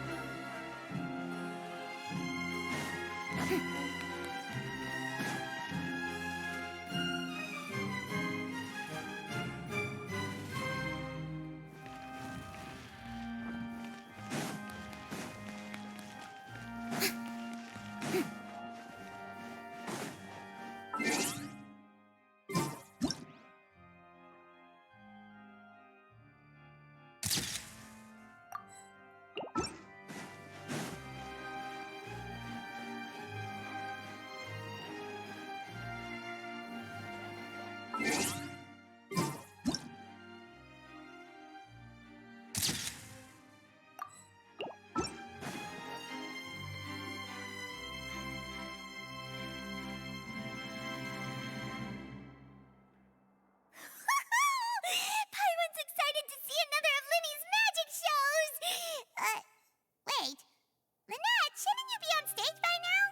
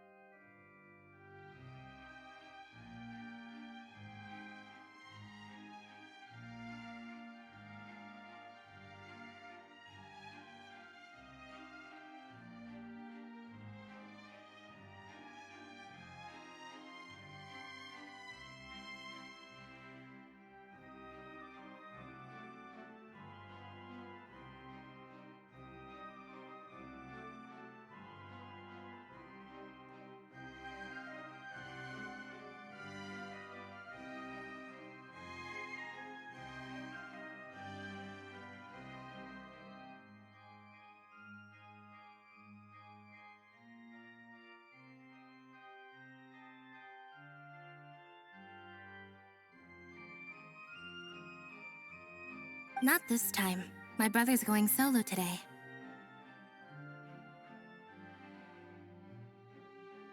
So, I'll be watching with you. Good evening, ladies and gentlemen. I hope everybody's ready because the show is about to begin. The great magician Lyney has prepared a spectacular show for us all tonight, concluding with an all-new grand finale that no audience has ever seen before. Thank you all so much for coming. Now, Prepare to join me on a journey through the mystical and miraculous.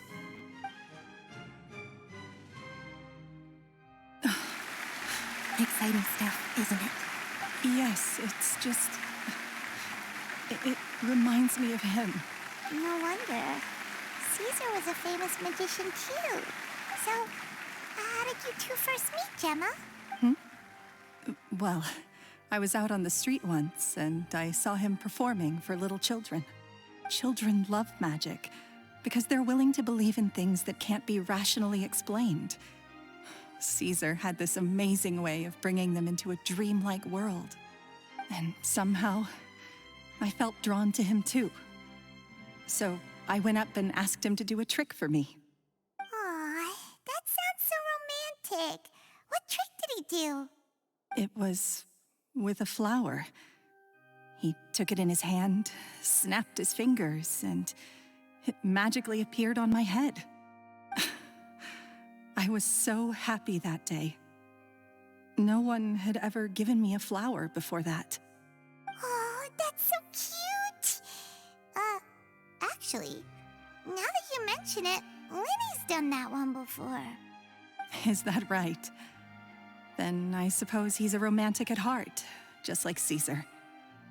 So let's treasure the time we have with him.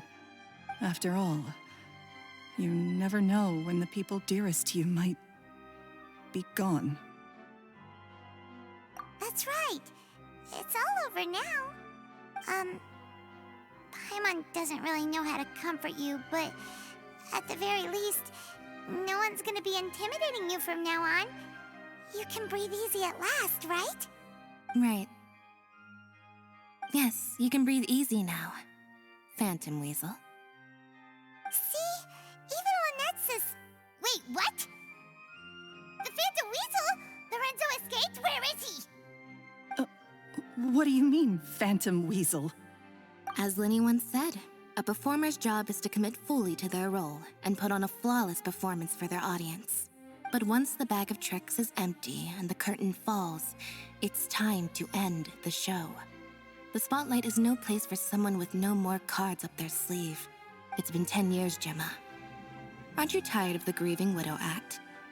I think it's time to put an end to it. What are you talking about? Paimon doesn't like this riddle. Traveler, Paimon doesn't like where this is going. Come on, say something! Ladies and gentlemen, I hope you're all enjoying the performance so far. There will now be a brief intermission, after which Lyney will perform the most electrifying act of tonight's show, the one we've all been waiting for. The final performance will take place outside of the Opera House, so please make your way outside in a calm and orderly fashion. The Phantom Weasel never did like public places, did they? Don't worry, this place will be quiet soon. Let's talk somewhere else for now.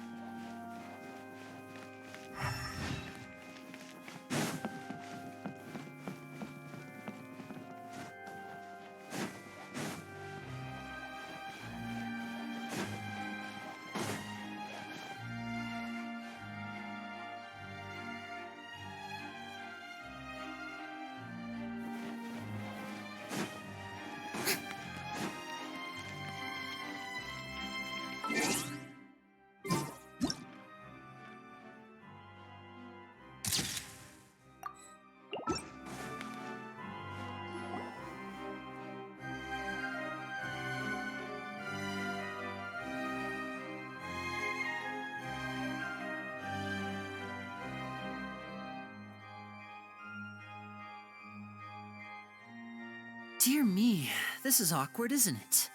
And unfortunately, I'm all out of gadgets, so I'm afraid I can't do any tricks to liven up the mood. This is a big mistake for a magician to make, But thankfully, I do have a backup plan. Now, who wants to hear a story? Lyney, don't we have more important things to address right now? Lynette accused Gemma of being the real Phantom Weasel a moment ago. Oh, what the heck's going on? All in good time. Magicians are good at guessing what people are thinking. I know the questions you want to ask. And as it happens, the story I'm about to tell might answer a few of them. Really? Well then, let's hear it! Paimon's dying of curiosity here! Let's go back to the very beginning. A decade ago, when the Phantom Weasel was terrorizing the court of Fontaine. She never missed a target, never left a trace, and no treasure was safe from her thieving hands. But as her infamy grew, so did the readiness of the police, and her opportunities to act became ever fewer.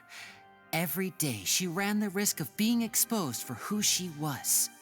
Of course, she could not simply take this lying down, and before long, she found her ticket to freedom.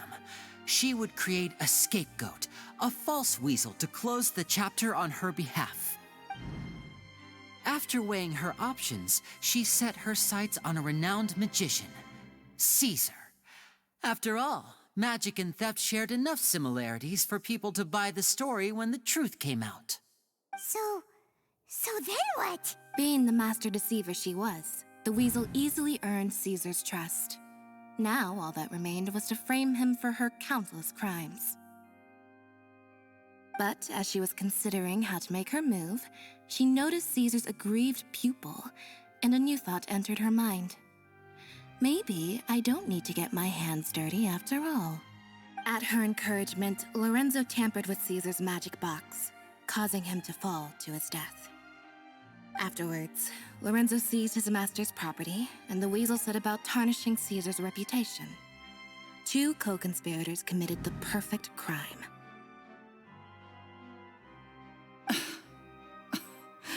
I've got to hand it to you. You're both exceptional storytellers. It's enough to make even me wonder whether there was really another mastermind behind all this, pulling the strings. But I just have one question. You seem to think that I am the villain in this tale. What's brought this on, Lyney? Is it something that Lorenzo said? Don't worry, Lorenzo said nothing at all. But I never believed that he was the weasel, and in fact, my investigation only made me more certain of that. He was too forthcoming with his confession, as if there was something else he was trying to hide. How disappointing. So you'd sooner trust Lorenzo than me, even without a shred of evidence? A magician is an expert at playing the audience to get the result they want. And I have no doubt that you, Gemma, are equally talented in this regard. With a little help from Lorenzo, you put on a very convincing performance. The lovesick fiancé, whose devotion to her betrothed is unshakable, even under threats of violence.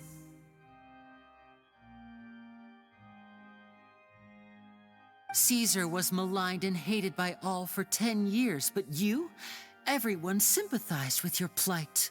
Who would suspect for 1 second that the lovely young lady always seen weeping in front of Caesar's grave was actually the mastermind behind his demise? No, not that poor lady.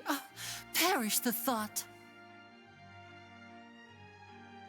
Wait, so you mean the whole intimidation thing was just a hoax? Gemma and Lorenzo were both in on it? But why would Lorenzo agree to that? And why didn't he sell her out even at the end instead of admitting to being the weasel himself? Yes, why indeed? Maybe Gemma herself could enlighten us on that question. Well, Lyney, if you're so confident in your version of events, then I think the answer should be obvious. Having killed Caesar with his own hands, Lorenzo was plagued by overwhelming guilt. Revealing the Phantom Weasel's true identity would serve no purpose. But if the weasel remained free, then she could take care of Lorenzo's loved ones. An excellent answer, though sadly a little dull. Is that right? Well, don't let me bore you. If you'd care to change the topic to something more interesting, I'd be much obliged. As a matter of fact, there's one thing I'd really like to understand. Why would the real weasel have targeted things that only have value to other people? Could you shed any light on that?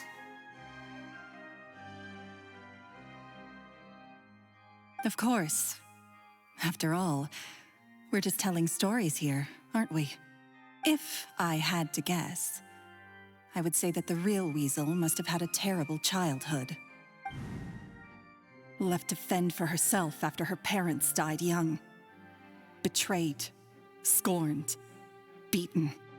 She'd scrounge waste paper from garbage bins to draw on, using twigs and dirt for lack of ink and pen. She'd sew ugly rag dolls from whatever scrap material she could get her hands on. This was her only source of happiness in life. But it was all she needed, and she was content. Until the world decided that even this was too good for her. Once again, she was betrayed. And this time, everything was taken from her. She felt like life was a miry pit that dragged her further down the more she struggled to escape. At that tender age, she should have been happy. Instead, she stood in the shadows and watched with envy as all good things in the world passed her by. This was a fate too cruel for anyone to bear. Her pain became a breeding ground for dark thoughts. Thoughts which festered and grew into a twisted solution to her troubles. I detest the happiness of others, in all its forms alike. I will rob them of everything they hold to be good and true, and it will fill the void in my soul. That's some pretty heavy stuff. Now it all makes sense. Does this story satisfy you, Lyney? Yes, it is quite to my tastes. Thank you for helping to clear up my confusion. Huh. That's right. What drove you to write that letter, Gemma? What were you trying to achieve there?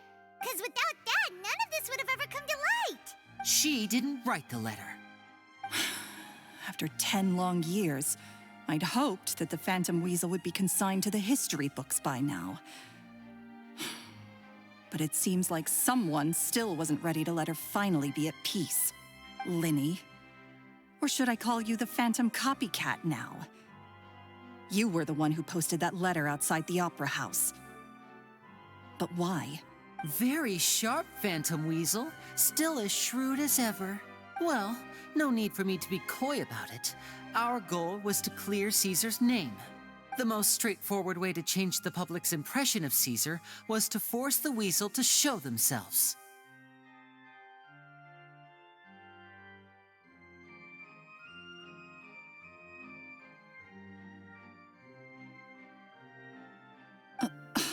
That's it? You had no other agenda? Of course we did. We made it quite clear in the letter, I believe. I shall take from you that which you hold most dear, just as you did to me 10 years ago. 10 years ago? You mean Caesar's death? You met him? Wait. Oh, I get it. You were those two obnoxious kids. It's been so long, and you're all grown up now. I didn't recognize you. He taught you magic back then, didn't he? For what, 10 days or something? And you went to all this trouble. Why? Because you feel like you still owe him something? We remember all our debts, however great or small. 10 years ago, Caesar's reputation was torn to shreds, and his legacy was thrown out. 10 years on, and no one cares what the truth is anymore. But we did not forget, and so we came to find you. And? What exactly did you take from me? I'm still standing, as you can see. Lorenzo has admitted to everything. I'm free. Free? Do you really think so? Caesar once told me that even though the world is filled with lies and falsehoods, we must find our own truth. I think that applies to you too. Truth can take many forms, prized possessions with nostalgic value, fervent hopes and dreams, and irreplaceable people. Life took many things from you, and those wounds never healed.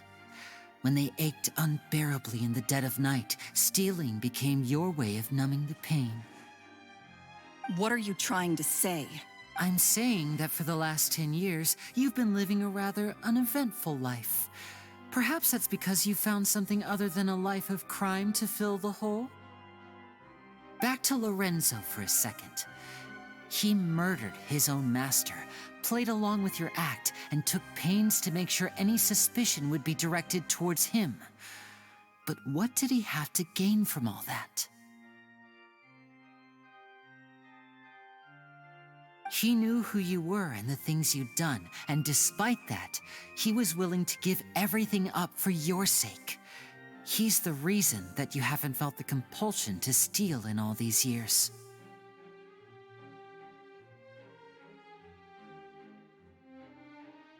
You're more than just accomplices in murder. You're the only real friends each other has. So I think you know, deep down, that he is the only truth you have in your life.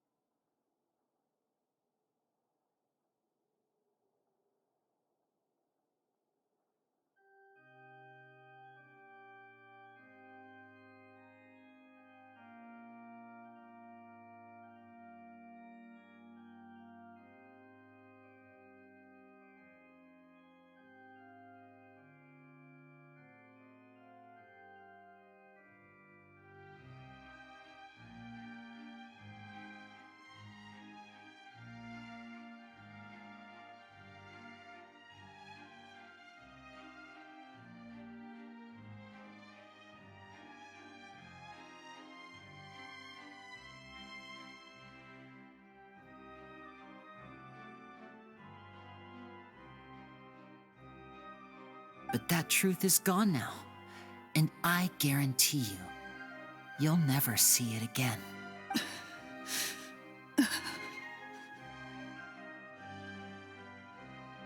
Congratulations on your freedom, Gemma. Your freedom will cost you dearly. From now on, you'll be all alone in a world full of lies and falsehoods. I do hope you'll be able to bear it. You've still got a long life ahead of you, after all. Gather round, one and all. The time has now come for the amazing Lyney to perform his final act in tonight's show. I'm sure you're all wondering what he has planned for the grand finale. Well, wonder no more, for the answer is a death-defying high-altitude escape. A high-altitude escape? I'm sure you all remember the magician Caesar. This was the very trick that led to his fatal fall, after which he was dubbed the Phantom Weasel. But we have now learned that Caesar was wrongly accused, and that the real Weasel has now confessed to their crimes. Guess that's my cue to leave. Whew. I've been practicing this one for ages now, but I'm still a little nervous. Traveler, Paimon, I hope you enjoy the rest of the show. There may be a lot of people watching tonight, but you alone are my true witnesses. Lyney, wait. You two hid a lot from Caesar. He went to his grave without ever knowing your secrets.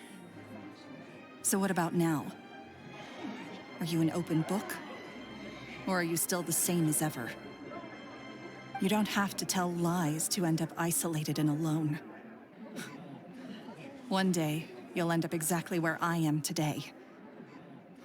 Maybe then you'll finally understand. You're wrong. I'm nothing like you. So,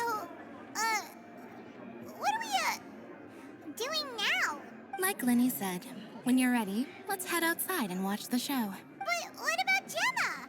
She'll figure out what's best for her soon enough. Oh, and if you'd like to see Lyney after the show, you know where he'll be.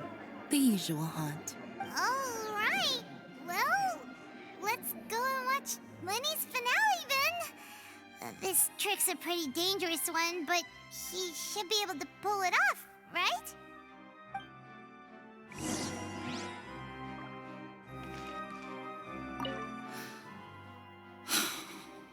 What is my truth? Sometimes I think I'm like a gambling addict. All I care about is winning, and it doesn't matter what's at stake. By the time I come to my senses, I'm left with nothing. Oh, if I had my time again.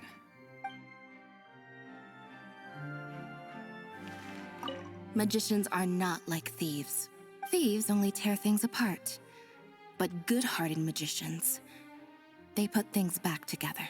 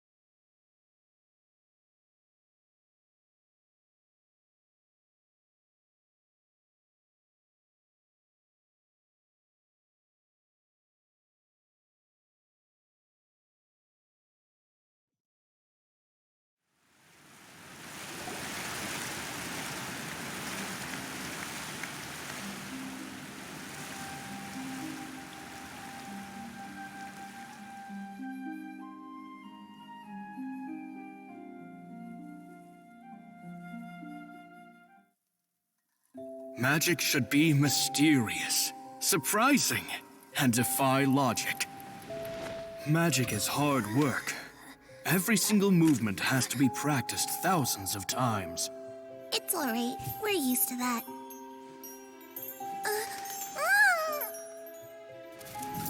We're sorry. You've taught us so much, but we can't tell you the whole truth. It's okay. Do you still remember what I told you? This world is full of lies and falsehoods. I only hope that one day, you can find your own truth. What about you? Have you found your truth? Magic is my truth. I want to perform a magic trick so great that people will always think of me when they talk about it. For a magician, what greater honor could there be? Look! Behold!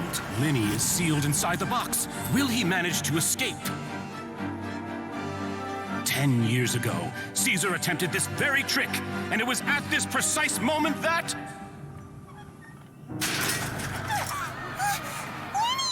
Watch out!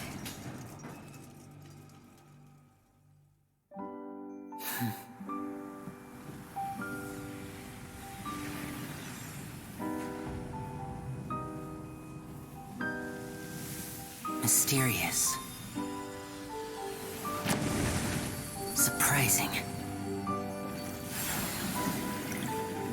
And logic-defying. Isn't that right? This honor belongs to you, Caesar.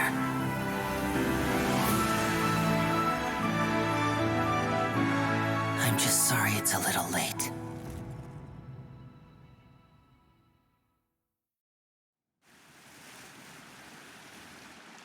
Did you see that? 1 minute he was falling, and the next, he turned into flowers. How could he possibly have done that? How mysterious. I didn't blink once. He just vanished right in front of my eyes. What a heart-stopping magic show! This was really worth the trip. Caesar's name has finally been cleared, and Fontaine's new star magician Lyney has fulfilled a wish on his behalf. Oh, I couldn't ask for a better grand finale. It will make a great headline for the Steambird tomorrow, even if I do say so myself. Whew. Looks like everyone really loved Lyney's grand finale. Paimon doesn't see Lyney anywhere. Where'd he go? Oh, Lynette said he'd be waiting for us at the usual hunt. But, oh, you mean the one where Caesar's buried? Yeah, that's probably it. This whole magic show kinda seemed like Lyney's way of saying goodbye to Caesar. So it makes sense that that's where he'd be afterward. Alright, let's go look for him there.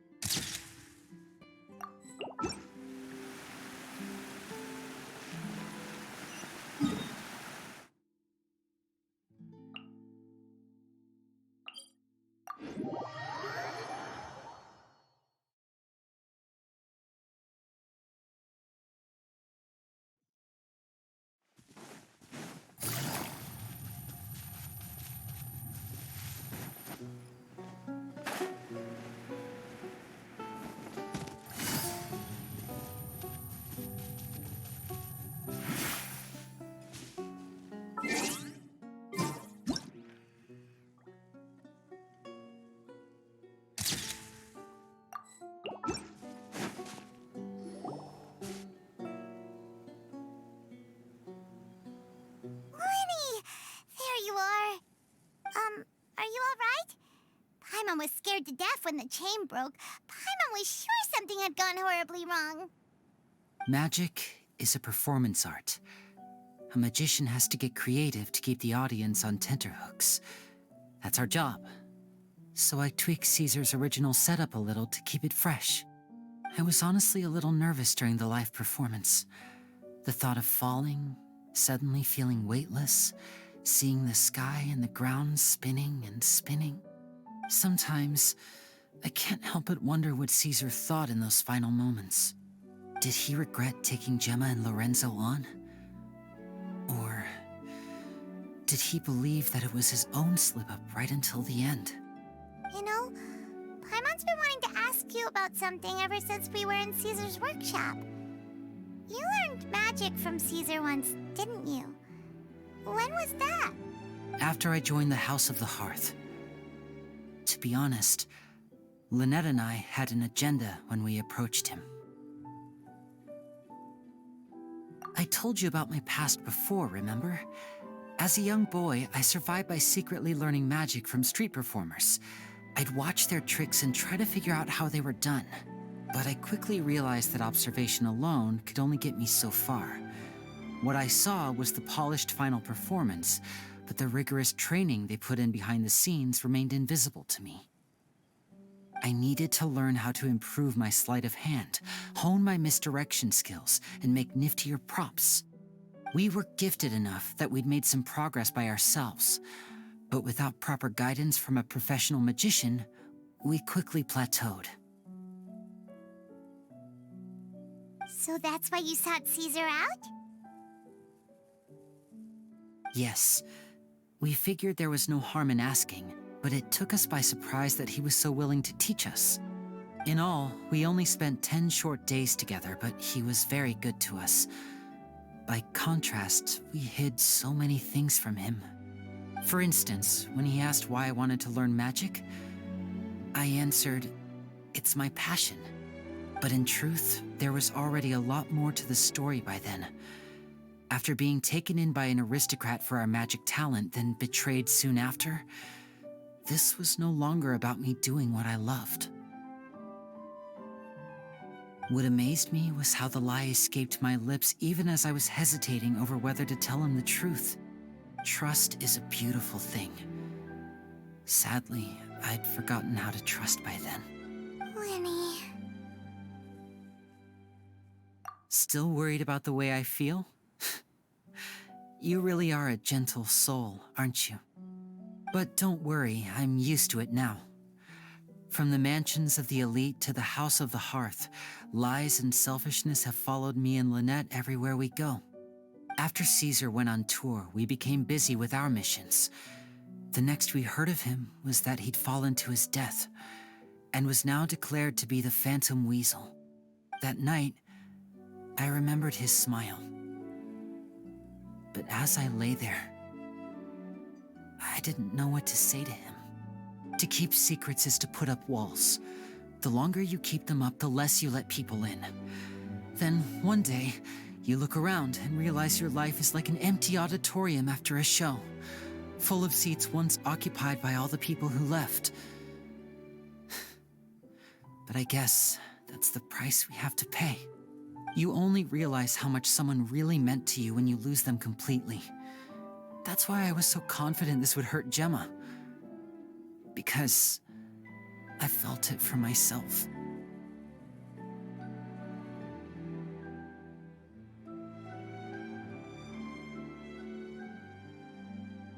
Yeah, cheer up, Lyney. We've had to say our fair share of goodbyes during our journey, too. But whatever happens, Paimon always believes in what tomorrow brings. Delicious food, fun toys, and the traveler by my side.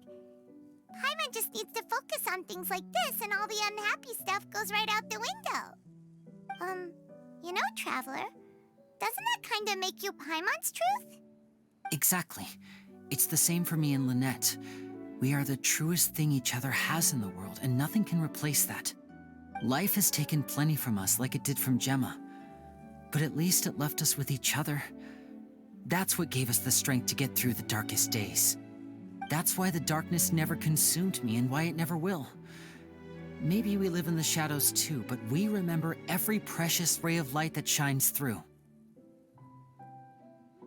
All right, time to lighten this conversation up a little. What did you think of the show tonight? Were you happy with it? It was amazing! Paimon just wishes we hadn't been so distracted with the Gemma situation. We spent most of our time in the Opera House just talking and pretty much missed the entire first half of the show. Lyney, could you do just one more trick for us?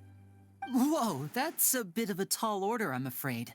The show's just finished, so my sleeves are decidedly card-free right now. Aw, come on! Surely you can think of something. The Lyney Paimon knows can do anything if he puts his mind to it. Oh, all right then. I'll give it a go, but only because it's you. Watch closely. I have a flower in my hand. You liar! There's nothing in your hand! We ain't going along with this! Huh? My goodness, you're right. But I could have sworn I brought one here with me. Okay, try this. Count down with me. 3, 2, 1.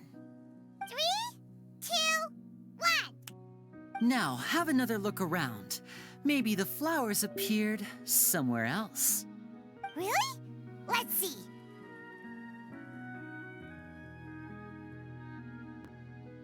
Wow, there it is! Oh, this is a different flower from the last time, right? This one's called, oh yeah, a rainbow rose. But more importantly, Paimon has to know how the trick is done. Please, Lyney, pretty please! Well, if you want to learn magic, you'll have to start by addressing me as teacher. Fine.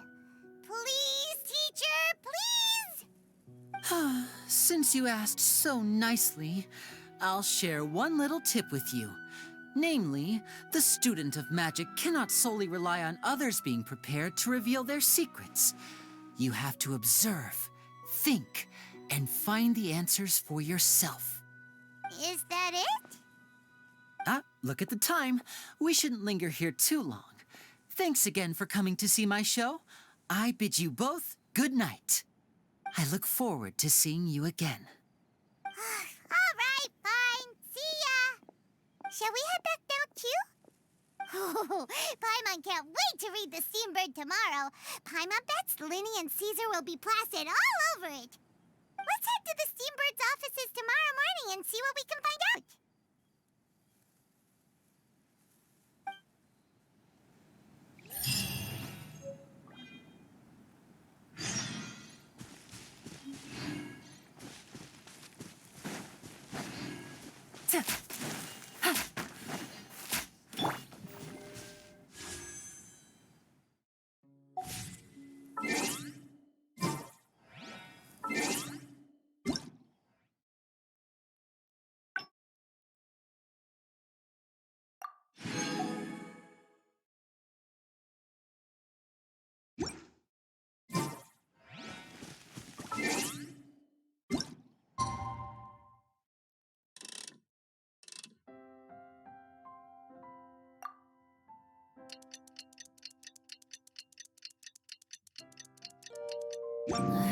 Boring! Isn't there anything else more interesting?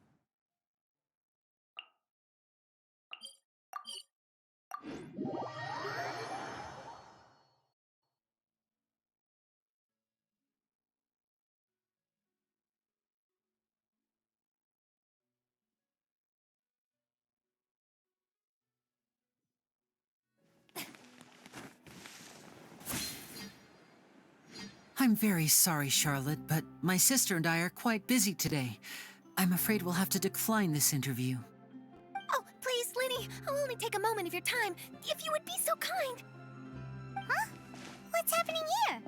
I spent all night writing my piece about the Phantom Weasel, and it was going to go to print this morning, but just as dawn broke, I suddenly received news that Caesar's fiancée, Gemma, had contacted the guards and confessed to having been the real Phantom Weasel all along.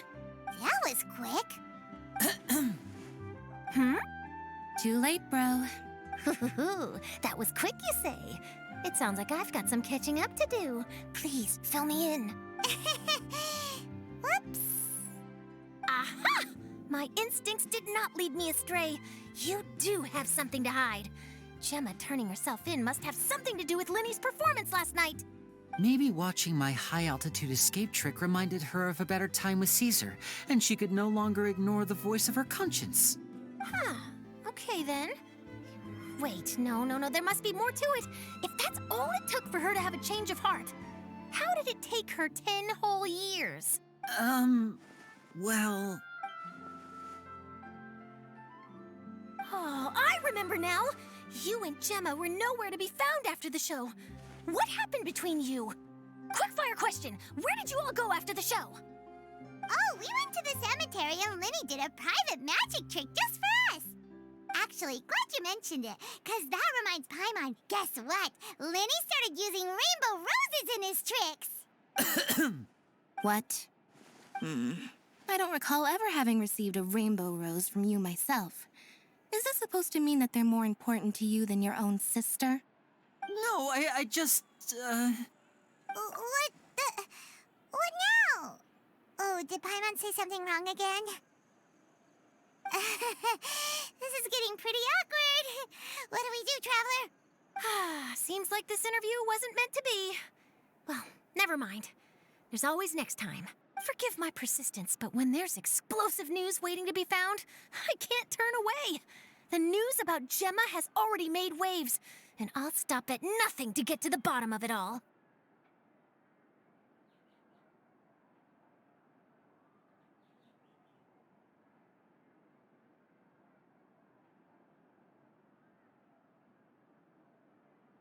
Apparently, one of the things she said to the guards was that her final wish is to see Lorenzo one last time. Ah, there's clearly a web of complicated relationships there. Can't blame me for being curious. All right, I guess I'll leave you to continue the rest of your conversation in peace. Bye for now.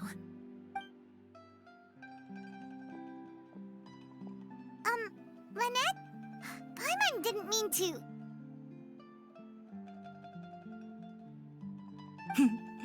Don't worry, I wasn't angry.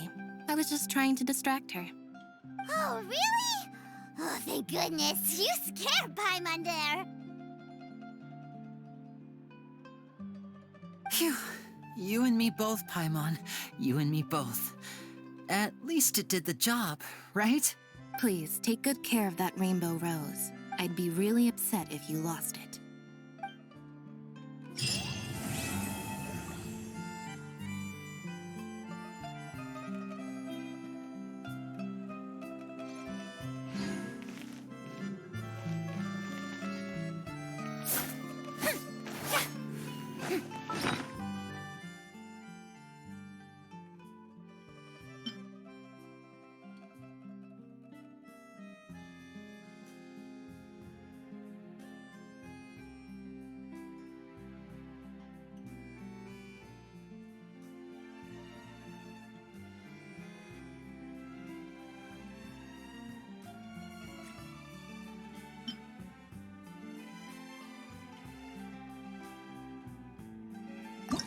You've defeated the Hydro Archon in the...